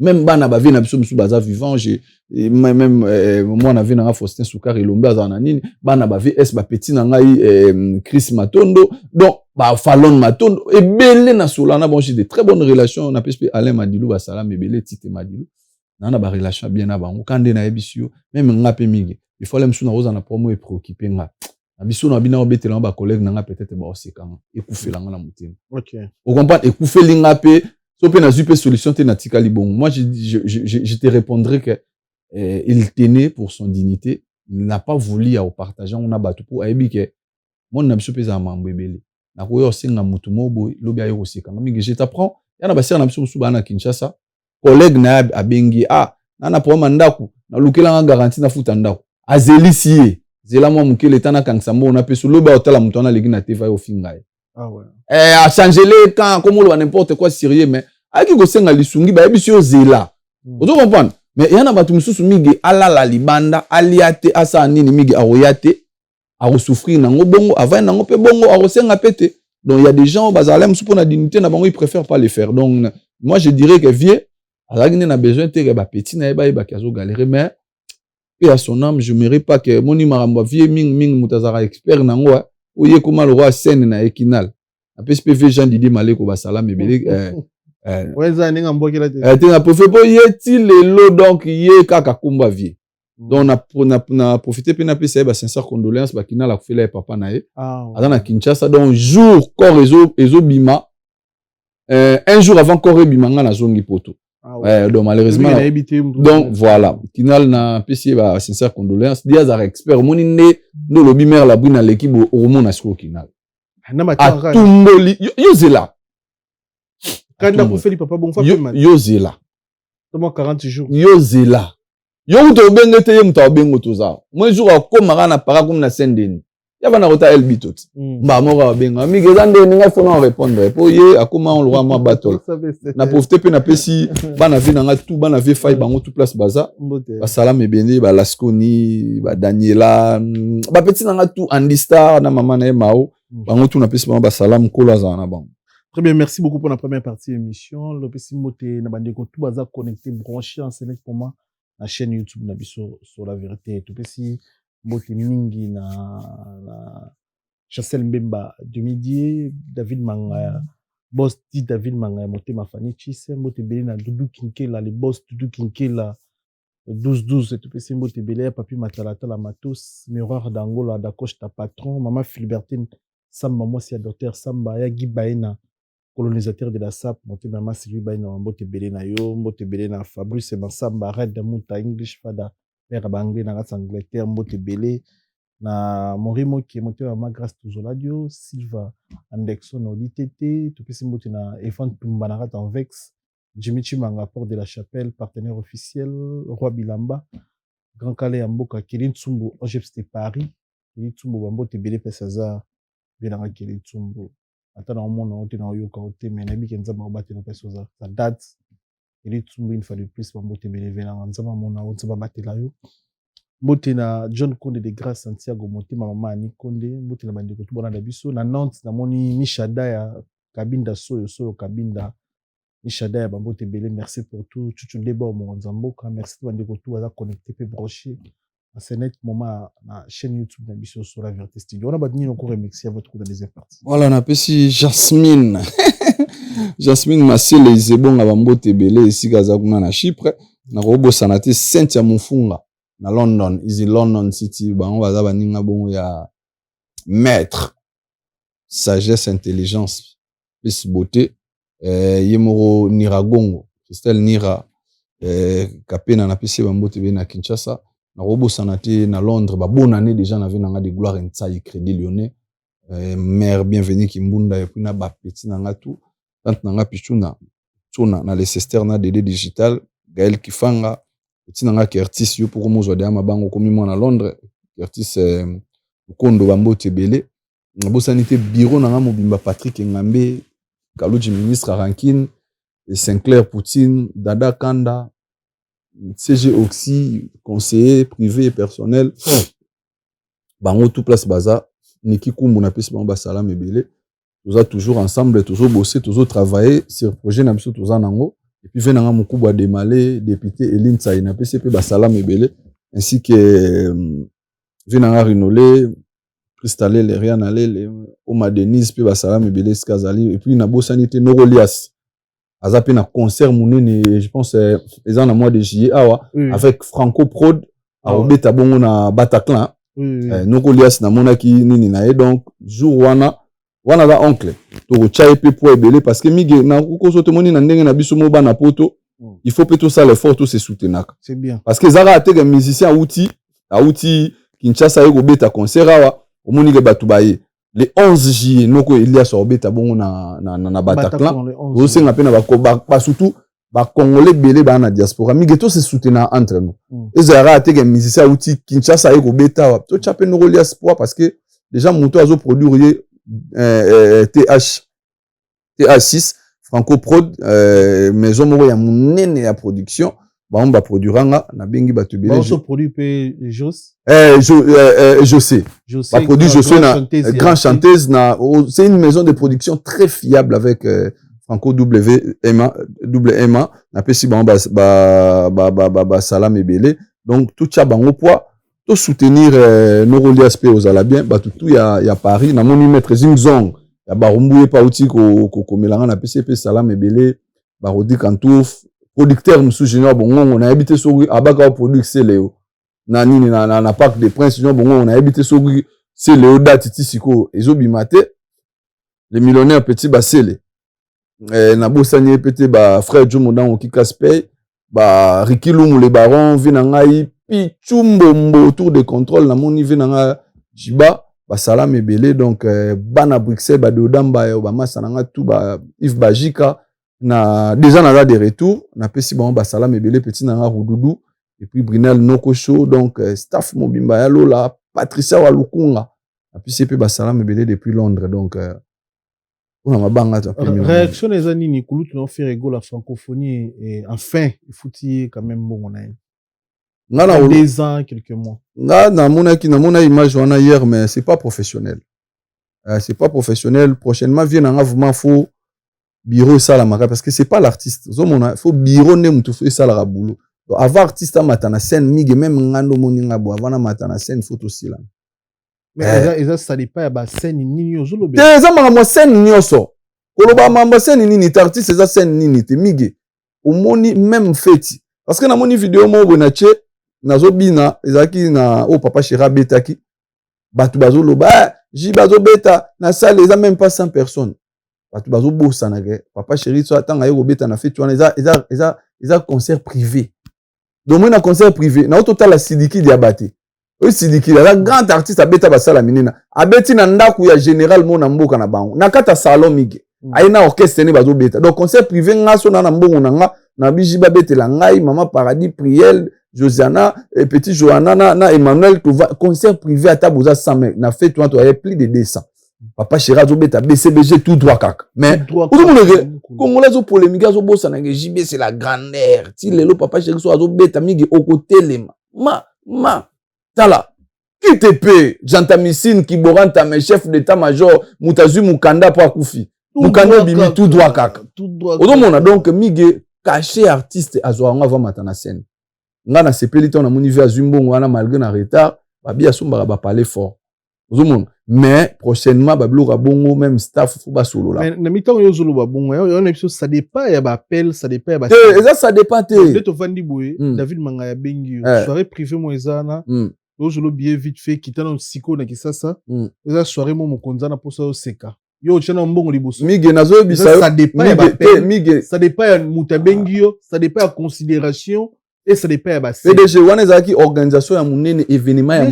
kasi dikasi wana déjà ebe faire il fallait pas bête concert kasi nazo bisa déjà cliquer mige tozo ça débat ngala to solo là to ça échange ko ngala zo bisa il y a des artistes msupe baleka ki wana ba Bill ba Fali pour banani meto ka mambo isala magite tozo lo bara ezaka to pe sera conseil que prochainement bureau ba s'organisera artiste matana podium te sans que so basilani na ye ozo komba to le bon na sens wana ils en nenga mabe on appelle ça concert bien mais on telle histoire ils appellent ba urgence wana ça arrive et koye la op nga moko c'est ça m'est arrivé déjà marambo zoloba na telemi liboso à grand prêtre beau le roi soleil nazo beta bo mais na suka ba pesinga givini wana za marambo mususu mais wana za ba événement mo ya minene nga pe nazo appeler ba appel ndeni ya kana une place mo to bete le robot tout na vie de le masananga obosola ba marambo ta oyebisa na benga ga ndeni to betelo moko ya liboso ya moko grand prêtre omona tokena no bongo mona na suka de la patrie pour kuna zalaka caché aux huit maintenant okuta na suna le roi soleil le roi du Congo yo kan so obima bon ça arrive mais un artiste professionnel asimba caché na ye ya vient nga pro aza professionnel mais bureau bon ça va bloquer avec oui en fait reproche on a d'accord na yo fait rigoler les pattes vient biso que après nabi que ba concert nyo sauter à Libanda et arriver là qui les mêmes choses non to yoka ngote c'est la première fois faut comprendre que francophonie ezaki lo moins déjà na Congo ba trika qui des fait rigoler betati bon en fait tout ça pour longtemps ba kombo ba tout limbisanga abetati na francophonie tinda beta bongo eza pour na réclamation ya ba congolais ba loba nde ba ko tia fait rigoler ya obeta.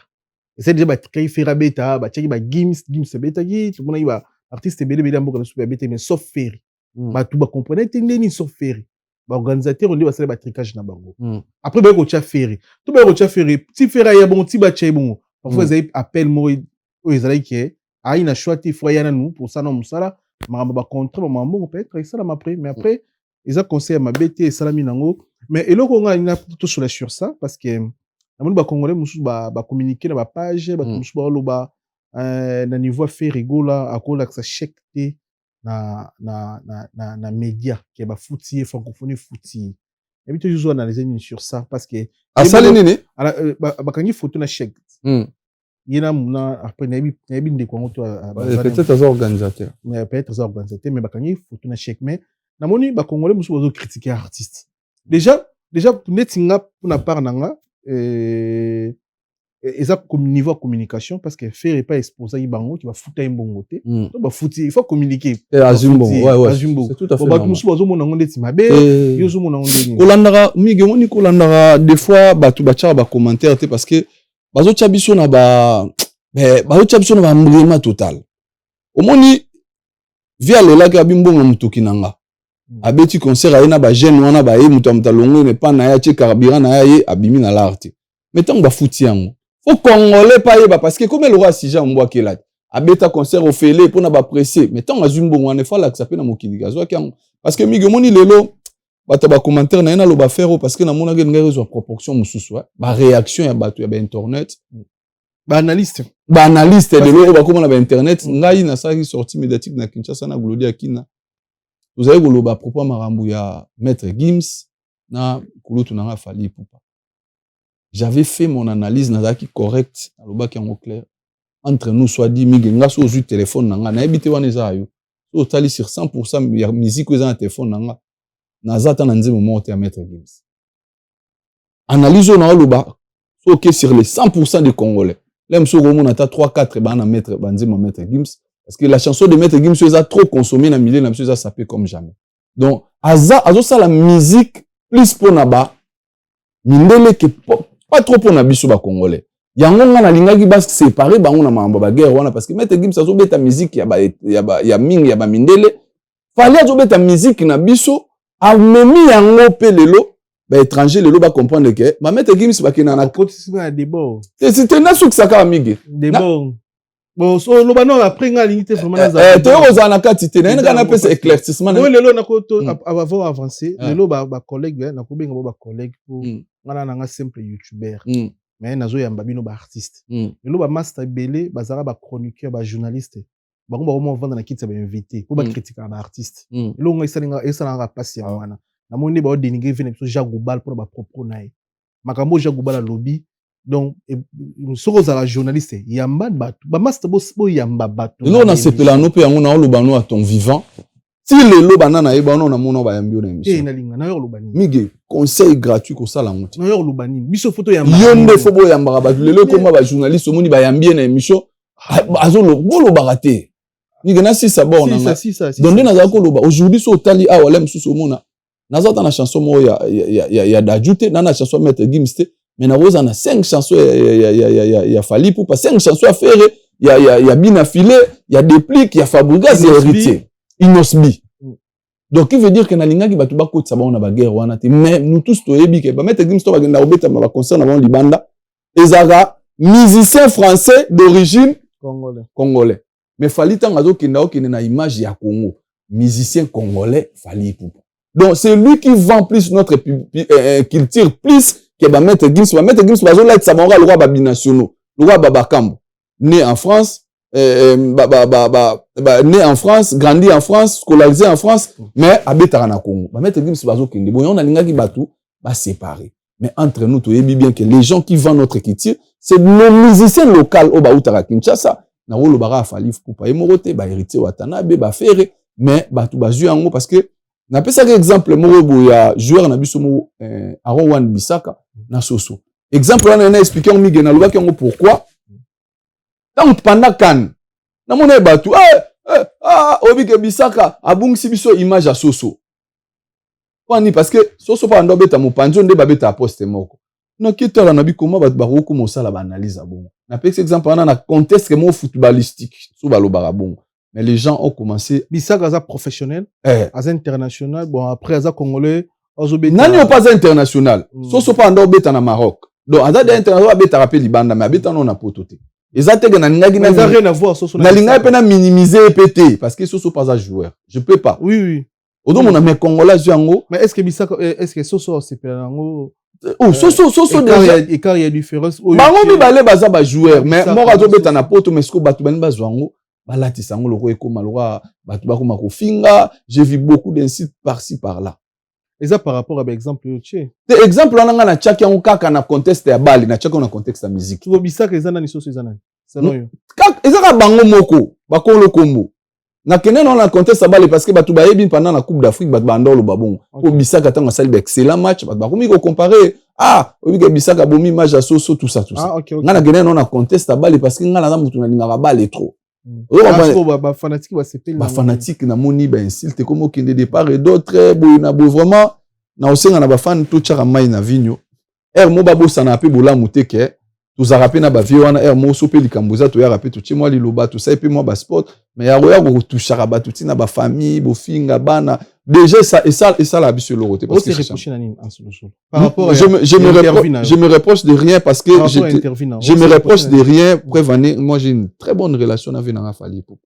on a très bonne relation avec beaucoup de respect Yemo Rayebi je resterai toujours reconnaissant vers ye pour na maramuto OK et ça entre nous na privé mais ba fanatique ba éviter ko tchara biso na ba conflit parce que obi ke blo musu c'est la ramama internet et comme mabino na conflit obino mo boana ngote parce que le fait il y a ba commentaires négatifs allo ba geni no mona pe ba staff ba komeli opi mo ndenge kaka mais je garde vraiment de très bonnes relations je voulais éclaircir cette situation tout katango pour dire bon ba débat au salati je voulais juste te dire on ne peut pas venir koya na ba comparaison na ba musique na biso ba mbalé ba za ba congolais mais Fally il est plus notre produit que nous consommons plus soko ye nango lelo même na otie micro baladère na Congo to wa poche bobi nanga beta na téléphone na yo bimiselanga 3 chansons à mettre Gibbs bimiselanga 3 chansons à Fally au monde na Fally ozalaka ebele to consommer musique na bango mingi te to consommer plus musique na biso auto uta nango depuis donc to ça la comparaison te mais entre nous soit dit to yebi et sika mais oui en fait à vie non ça dépend à milliers ça dépend milliers ngana iba congolais mususu babotama na kin mais aibi non ça idée na si ça idée na alors comment rien vraiment ba ba Fally pour na temps ça ba débat on a ngana ça idée musana na ça qui mais na vandi te bona ça la analyse l'artiste voilà ba ça la fierté musique à mokili na c'est à mokili mais ngana ina loba par rapport aux ba qui ba congolais ba nyo sauter baza connecté branché la musique rumba il y a des congolais à quoi melonze ma Michael Jackson autour des États-Unis mais baza minorité il y a oui mais baza mais on a vu sur 100% na Congo na Kinshasa na combat congolais ba rose à la 5% mais de preuve en fait tu as pas preuve d'intérêt na repose sur exemple mususu na to ça 2 jours na to na camarade na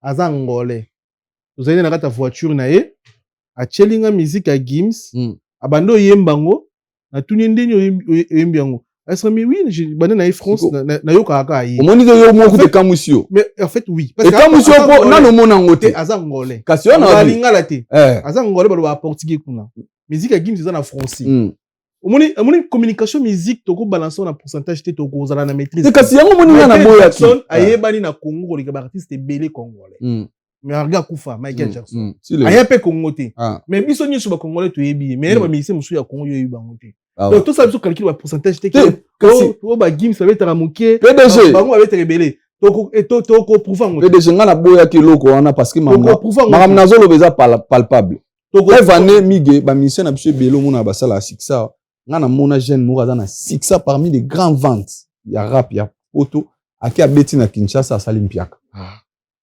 mais ba effectif tout ba consommateur na otanga communauté oza pe congolais abeti ba salimpiaka ça arrive donc on les a milliers moko boy donc pour conquérir déjà Kinshasa mige foza et go ça peut na ku tunde na bona ko so to na biso vérité na plateau na bangela ba mettre Gibbs na ba stade de Martyrs ba mekate jamais c'est le muka en fait dans la poste ça moninga ni na vandi pena boy dans la poste ça débat wana to leka tolongoli kasi nde tolalaka tolamwaka ezana jour après après jour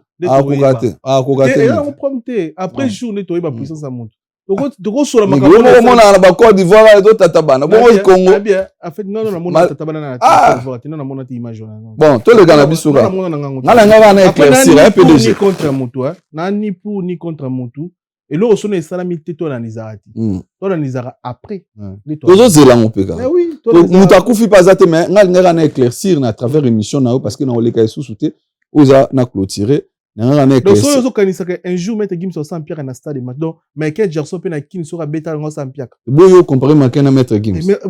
Mais Michael Jackson Michael Jackson peut en anglais. Ah pe congolais. Moi que bon analyse moi qui monte ma be des fois. Bigeto les gars. Obi ke marabo. Bigeto les gars. Na linga so sa be mission ba cause. Na roi bilamba ba bebe kayulu ba entourage dans esanga no on a droite yamba bat balu. Biso otebi pe ko loba mais tona boni vena inverse. Evan Tumba. Evan Tumba Evan Tumba salam Anakin ba Jimmy Chimanga pour la Azara. Pour de la chasse. Chimanga façon ngala lelo. Yo ndozana yo koloba te. Yo yamba bat balu. Jimmy Chimanga. Lelo bana mai bele ba changer cop. Bon ba comme na kitsa ba invité ba yamba bango on ba critiquer ba musicien. Alors analyse c'est bien beau quoi analyser sur des artistes mais au quoi ya to kitisa mongo na se. O so mso che likolo. Ah ouais. Ngambe ngaso ba yeminga na émission. Si le dossier à Gims n'a fallu, n'a quoi jamais pu dans fallu n'a tient assez, n'a zo Gims te tient non, n'a quoi analyser propre et puis clair. Si y a un moninga na saga analyse dans la bito comparer bango te pour ba la même genre musique te musu sa zo bete la mindele, misu azo bete la mindele na baba noir. Fallait sali ba fort faire ça na carrière na. Azo sala ti. Oui, sali ba fort pas continuer ça pour na kufiti.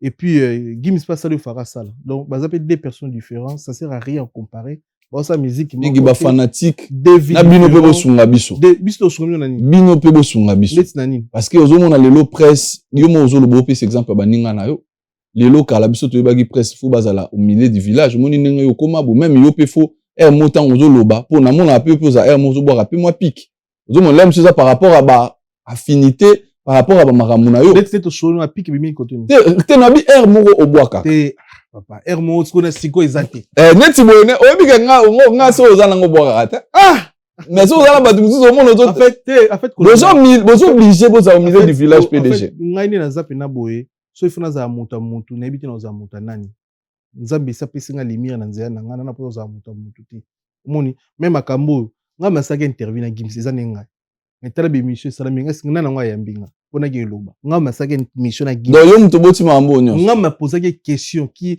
confie à check na ba story na ye na ba ni na ye réaction les ani question réaction les ani mais question comme question polémique et comme confie finga ma Gims sa fi papa Gims sa finga mon pas mais ça na na bloc en fait on mona que le lo biso bino ne faut pas aider pe biso ba influent le na communauté auto tika mambo finga ba parents ya ba ninga même si olinga artiste pour respecter ba parents ba artiste mosusu c'est déplorable na ninga mabete yo ko vanda te bomoni jeune fille mo finga maman abotio même nga na okanga na muto na nga batumso yamba ba na plateau na vanda mabo na moni petite sœur mo yamba ke to na plateau na moni mabo maman na nga la musique te parce que kaka amona nga na s'affichera na mami petite sœur na nga propre Karen Mokonzi Lem so amona nga na maman na Rita aleki na TV wani atanga générique à mère na nga qu'est-ce que maman na nga a à voir neti ngana eto swana te mais elle s'est permis ofinga maman nanga mige lelo o tozo mona leo na ba télévision moni yango ba te belé même nga soko remarquer mige so na leke pa na ote na ba plateau belé na le karaté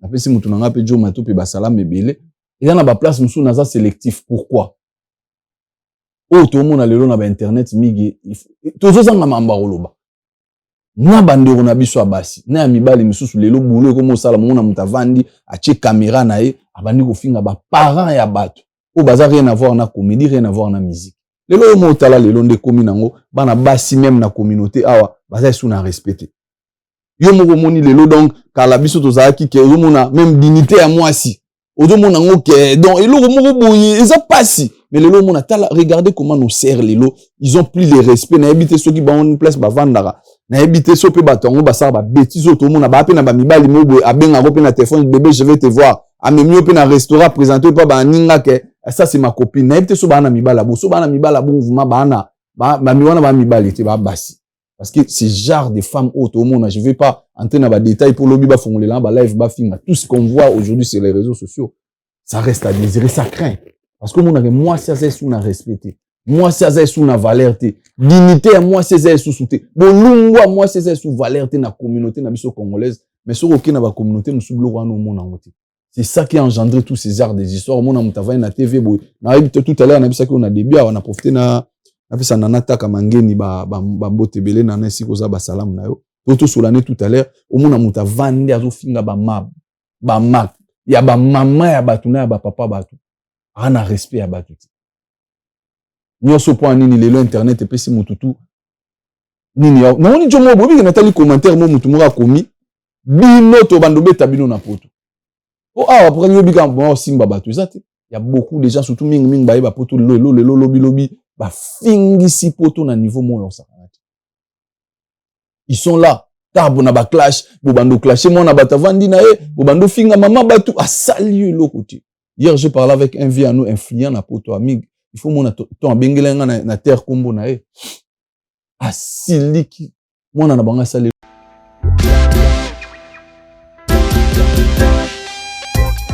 Service spécial covoiturage Paris-Bruxelles, Paris. Voyagez confortablement de Paris à Bruxelles et vice-versa de Bruxelles à Paris dans de meilleures conditions. Jimmy Chimanga, porte de la Chapelle. Contactez le service covoiturage Jimmy Chimanga, Paris, porte de la Chapelle. Composez vite. Le plus 33 7 87 76 95 65.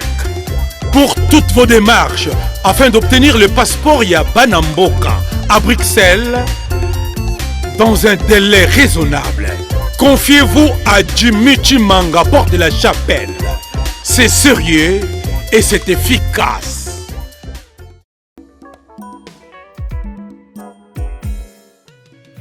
ON Multiservice, organisation Ngozulu, avec l'artiste peintre Gozen Matuidi.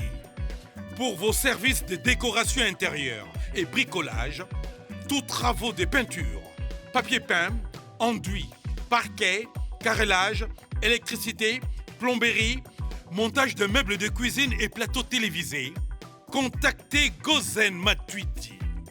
Service designer, tableau de peinture, portrait, création de logotypes personnalisés, service sérigraphie et autres. Un seul contact, les 07 58 58 10 72. Le travail professionnel dans le strict respect des règles de l'art, avec l'artiste peintre Gozen Matuidi, le pro.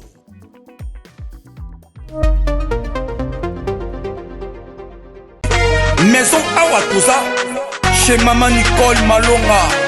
Yaka, esa na poto nemoyebite. Yaka, tokisi na metro Château Kayau. Oh Kayau awa. Uzomona Kimbondo. Oh la. À Paris. Jela na oyeba saka omoni ndazabo asaka so mina kula metro. Bisa batalinga bale bani. Tanga. Awa toza. Awa nini? Awa toza. Awa. Yaka sona place de côte. Avant mon mboka, Maman Nicole Malonga. Vous êtes devant Nicole Malonga. Awa toza, c'est-à-dire Awa toza la magasin. Awa toza au boyo partout dans le monde. Nicole Malonga. Awa toza, Maman Awa toza devant vous. Toza na Château Rouge sur la rue Custine numéro 3. Awa naza na produit spécial, ba produit oyo elongolaka na tâche. Tozolobela makambo matampo ba mama ba bébé belé. Ba mama bazotambolaka na ba poudre na ba fond de teint. Nicole Malonga Awa toza. Awa na Château Rouge na yepona kolongola batampo ba mama. Banduka ba mama oyo bazana besoin osala taille pona kokisa mamuno. Ba mama oyo bazana besoin ya kosala ma forme kalinga azala na tolo munene, alingi azala na sima munene, ma hanche munene, bipende munene. Maman Nicole Malonga Awa toza ndeka boyebi depuis 2007 na teka ba produit ya ko grossir ba fait sein mollet hanche. Voilà où est venu ça awa. Où est venu? Non, yo je m'en atte. Oh la kamate. Eloko evanisaka mabala eza mpona mibali ça grandit dimension olingi soko moni ekoki kosuki wana sino kopasuka nakotela nakobongisa ezotraite telema vraiment nga mona aza victime na meki yango oyo bazobenga ye na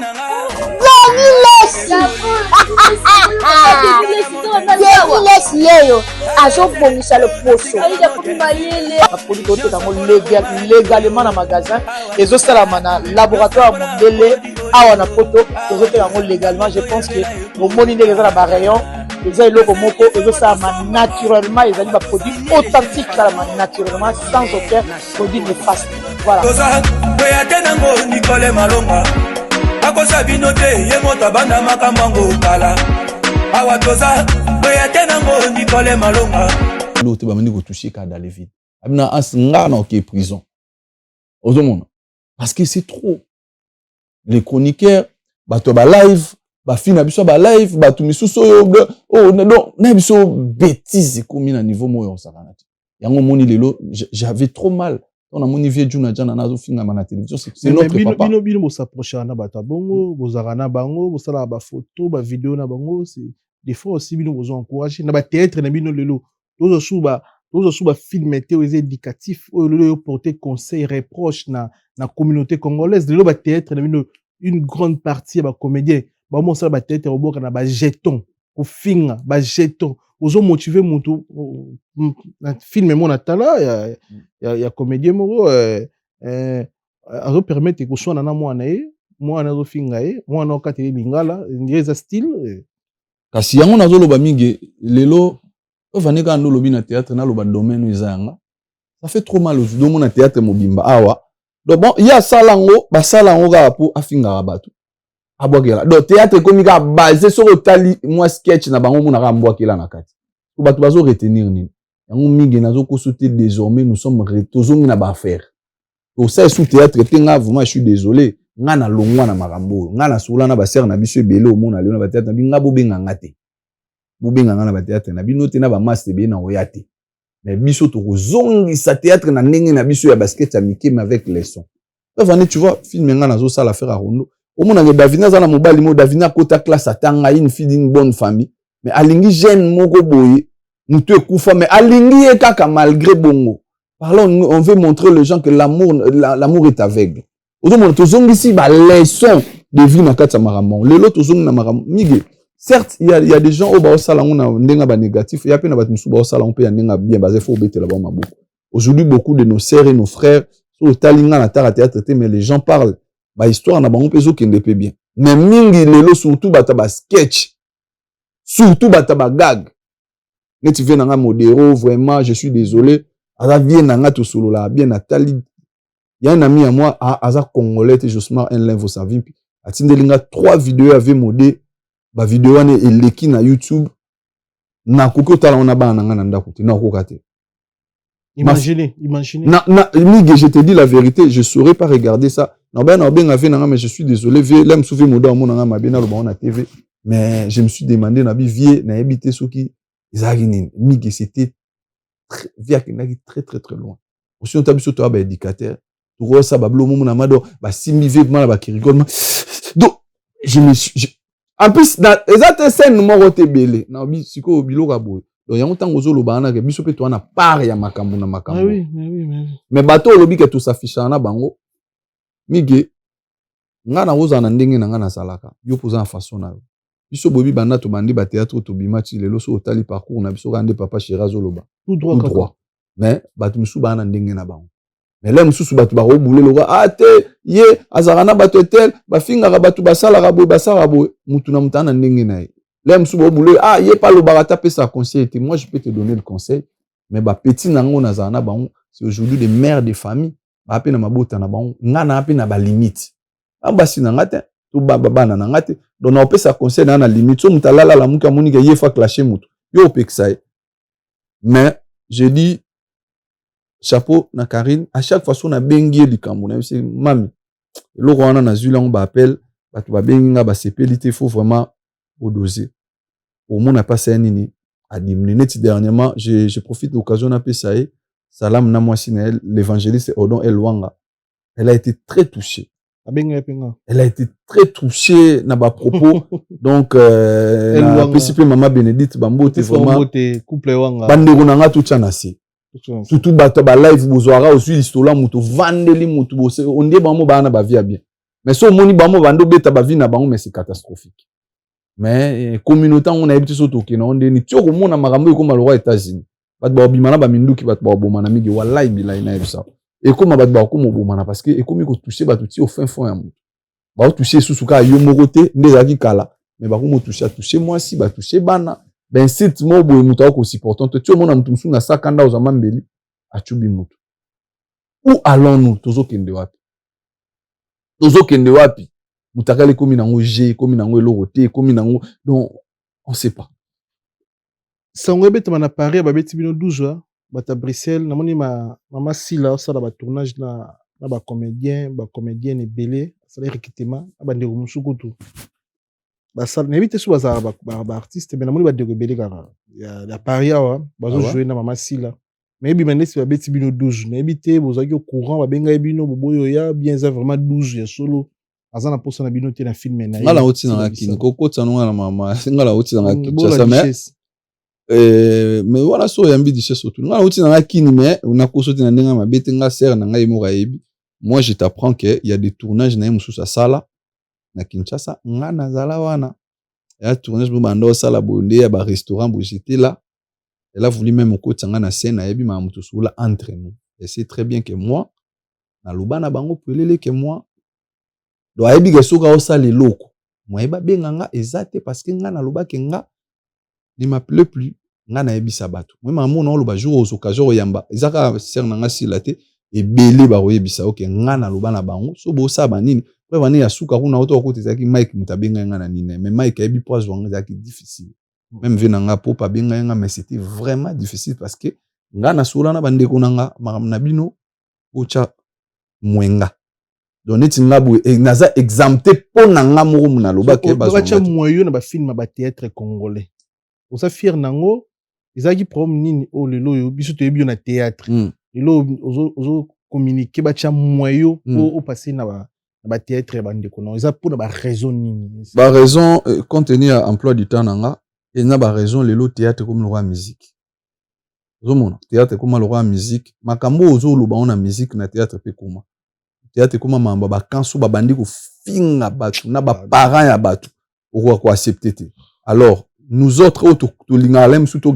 to garder ta moi dignité on préfère ne plus se mêler on reste de bonnes personnes na privé to tika na ba relation bien ba sœur na ba frère mais na musala to sa nini banzele kabwani na so ngo sa spectacle so to ba tonne si na théâtre ce muta fini net na ba parents na ils pas ça plaisir na nani na musique to mona yem supo basa la plaisir na musique c'est pareil aussi biso pe bongo do mona re mutaza mutaka oyo afingi pas ça plaisir na mutu boy non so po bengo tuna ate nga na ko gérer batuti ndenge zala biso pe koma bonka nde ba mise bazala ate etali ete alo bana biso batotindi bango te bazana biso te c'est pareil aussi na théâtre alors moi tous ces biloko on a PDG pona éviter yango moni na lobake le roi maramo zo persister ba kan koma ba insulte koma batu bazo respecter sous batuti on a loba na sokola maboko bandeko na ngatu bana Kinshasa o ye moko ayebi ke ona na tournage à théâtre nana nini mo bo funa kotsa ans ye barake exam boulot esimba te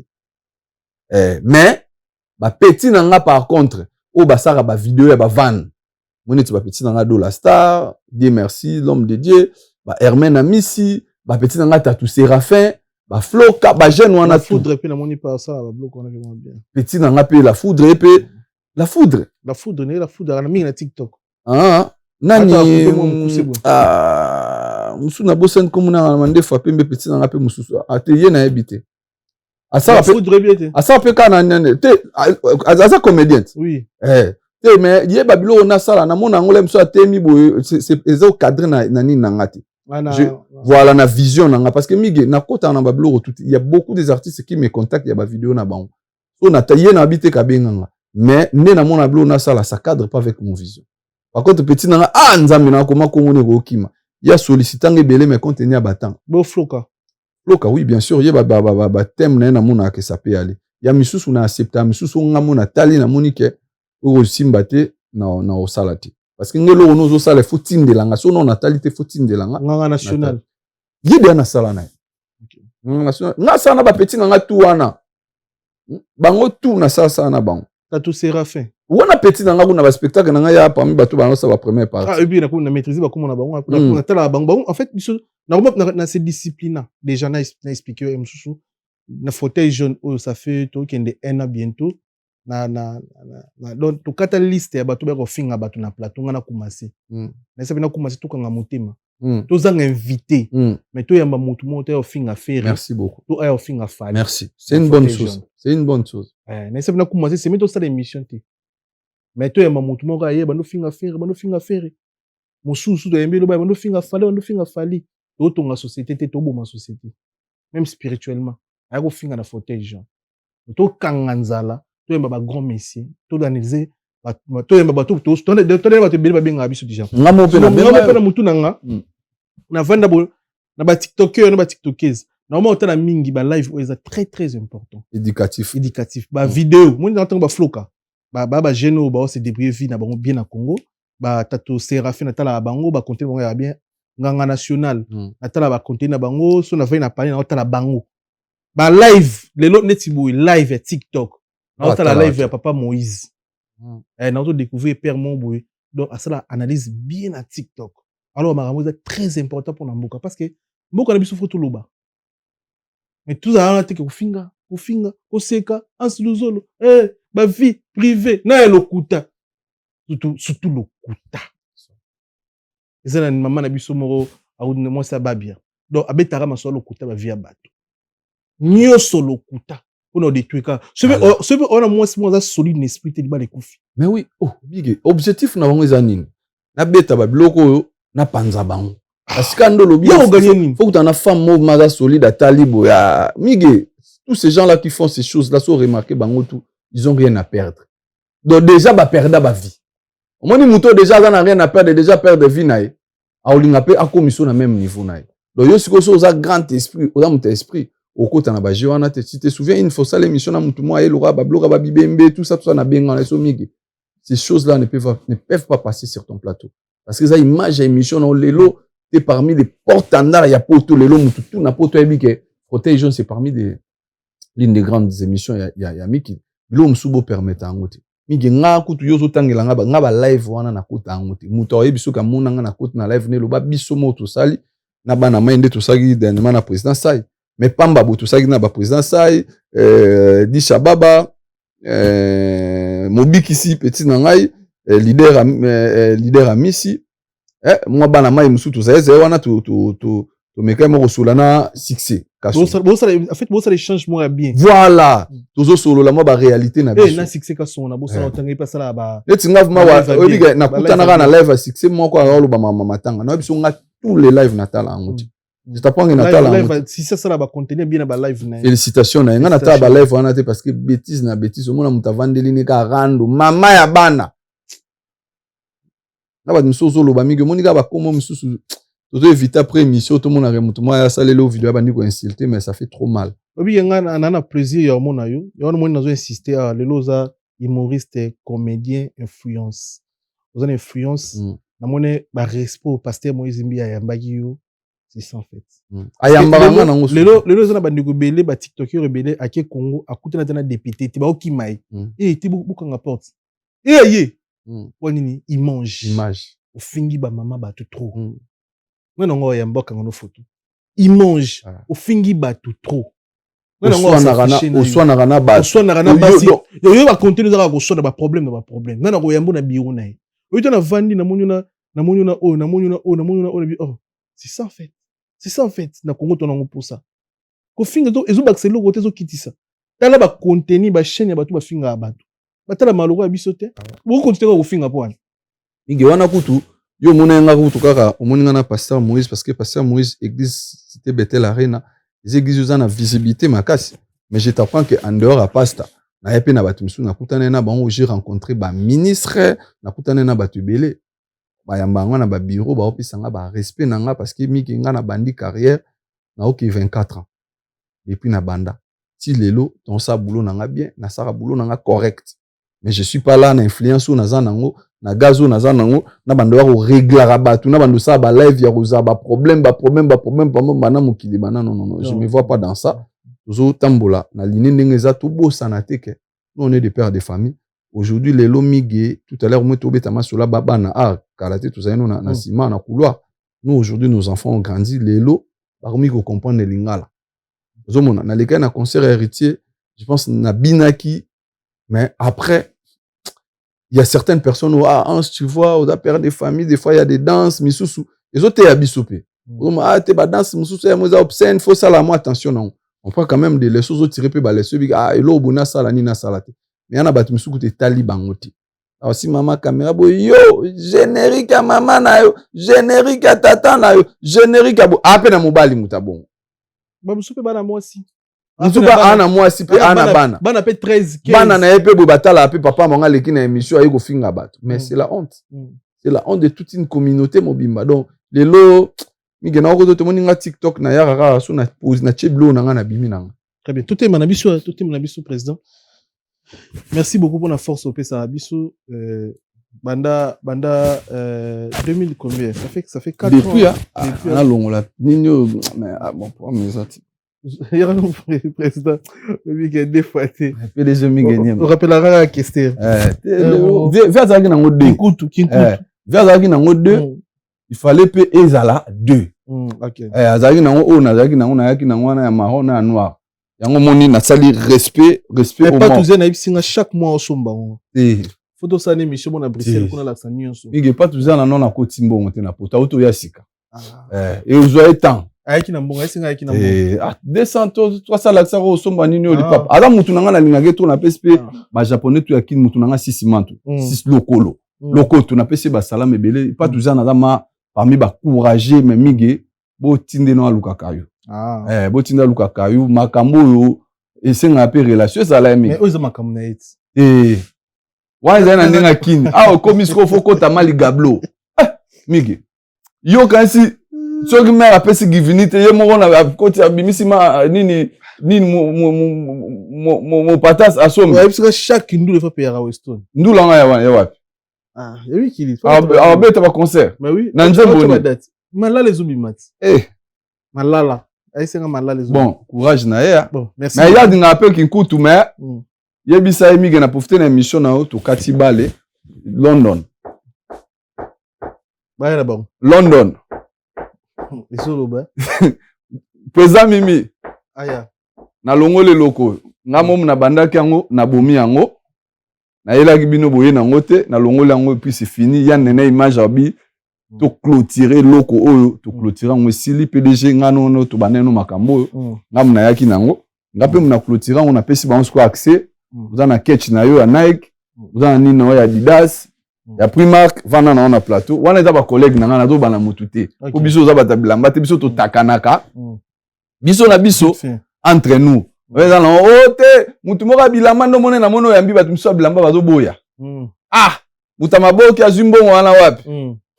Mon peuple périt par manque de connaissances. Jour to koti ça ce que esprit vous marque to longoli ki mukongo to chase pas baluba.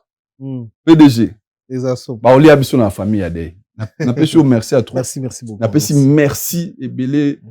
Na boss di David Mangaya. Boss di David Mangaya motema. Ya Fanitis ya Chirimonga na obo sanate.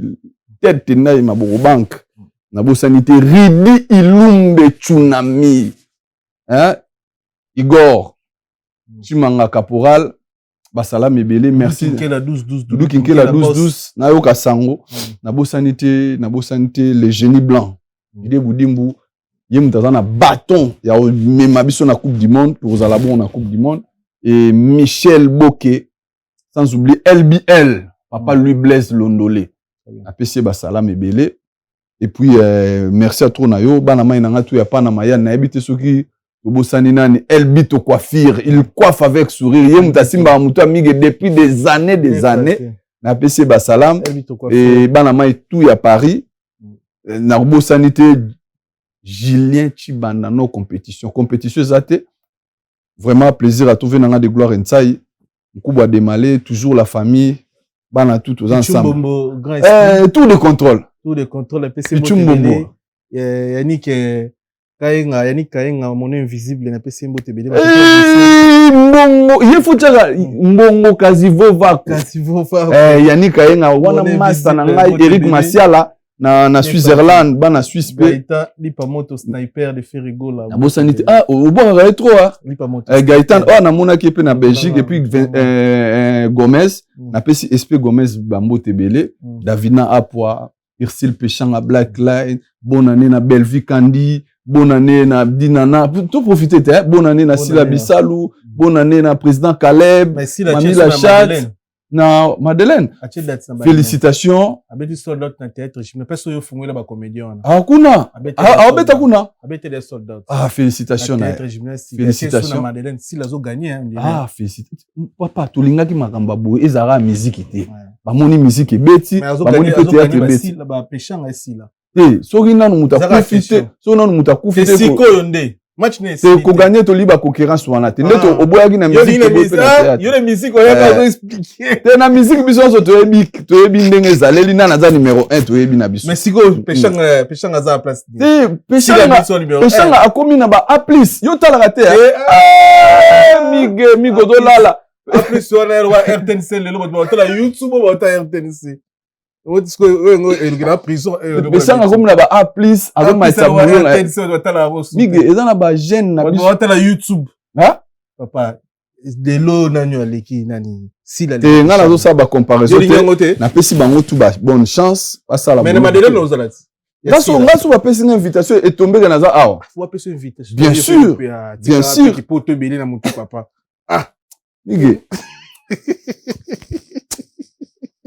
PDG yo zo ngaka zalala il faut invite na ye nga na pesa bato yo yebiti tozalaka na PDG na honora yo na pesa invitation nga so pesa nga invite ya na yo sungai naza na blouson moko soka invitation ye PDG pesa nga cha de date ya na yo sungai otindele ba pesa nga kutu ndaza na nazo koso to me pesa nga ndaza na ya zara na ba tutu ba yebi aza na vie na efanjobila soka ya na simbeka na bo écrit peltanga bocha epwa Anton Tsare na ta didas. Ah, waziri tozelaka. Na pesi pe faire un monstre. C'est quoi contre? Kema bino hotel ya waziri melanga mai. Peshanga na ba fanatique belé balinga. À côté là ouais, moni si la zo gagner. Laissez le temps au temps. Si la zo gagner mingi. Et tika polémique wana, tika cha ba serre na polémique. Ah balimbisa. Tika cha ba serre na polémique. To pesi bateau tout ba osala théâtre na ndenga propre batu. Oh nyoso ba memi théâtre na ndenga bien. Oza mubali tika la mubali. Oza mwasi zala mwasi. Zomona po boulot vuma donc ebele bakangi liboso ba fongoli. La duchesse sala kyo na ninga ba G. Duchesse sala ki théâtre na ninga ba ya G. Ba musu ba komisa ngo ya solo. Donc papa maman. Voilà. Maman papa. Voilà. Donc ba le faut bosser le film. Comédien mo ba comédien na ndako. Tozana lo mo comédien che caméraman na ndako. Tozo ya passer Denis le sabika to sala ma. Déjà biki to so na vie. Ah là Camille. Tozo le siko poto to organiser ma retraite ya biso tout. Papa, maman, dans la comédie, ils ont raté. Mais ils ont éducateur des masses. Oh, quand moi. Oh, mais non, tu dis que tu as RTN7.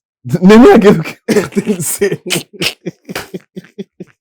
Banana baloka ba on pédé. Eh, la petite na Carmel Odia na habité position de. Je dis ça ça a confiance. Ah. Miguel, so za to muno na internet. Oh, abi magé bo solo. Magé ça ko pesa na confiance. Ngaku tu baleki na. Tambola bien. Ngaku baleki na momo na pe bakebisa ngai. Ya. Tambola bien. Na problème. Akebisa nga. Ça va nene RTN Samboka ko sarate. Ah ouais? Oh nene ko sarate. Le bon de rouler l'année elle est là qui après. Tiens ainsi. Atali pe kaka. Bon, balobara. PDG plaisir à trop. Il faut aussi ça. Bon, courage de Ske Makengo.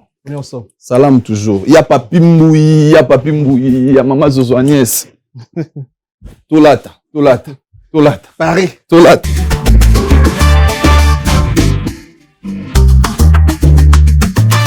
Solo la vérité chante enfant, toute la foule suit son essor. La vérité en écho résonne, avec Miguel Niemba tout se donne.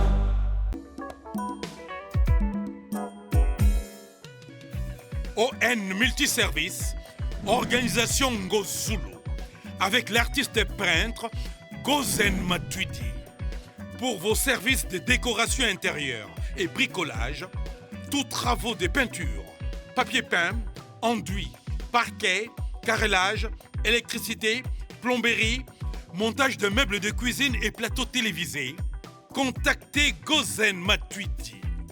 Service designer, tableau de peinture, portrait, création de logotypes personnalisés, service sérigraphie et autres. Un seul contact. Les 07 58 58 10 72. Le travail professionnel dans le strict respect des règles de l'art. Avec l'artiste peintre Gozen Matuidi, le pro.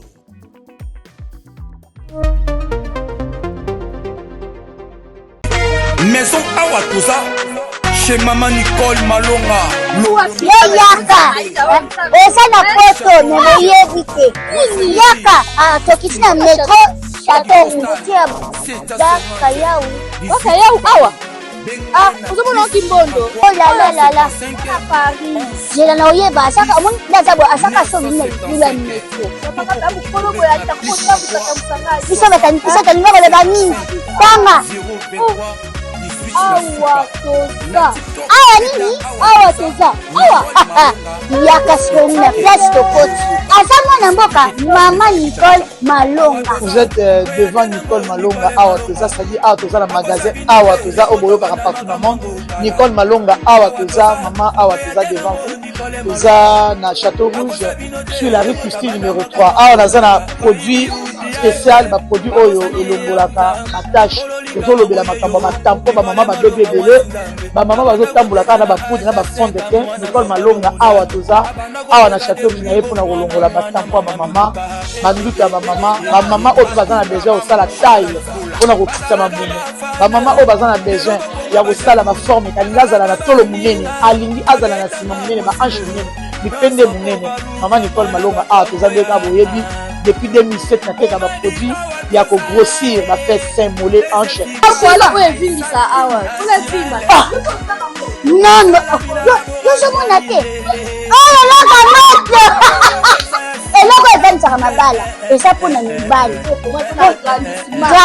ça grandit limaso olingi soko moni ekoki kosuki wana sino ekopasuka nakotela nakobongisa ezotraite telema vraiment nga mona eza victime na meki yango oyo bazobenga ye na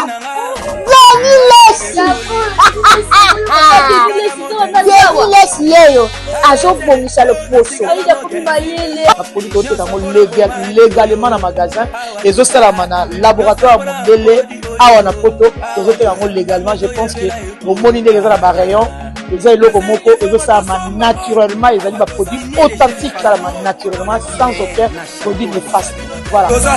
Oya tenango Nicole Malonga akosa bino te ye moto abanda makambo yango kala Awa Toza oya tenango Nicole Malonga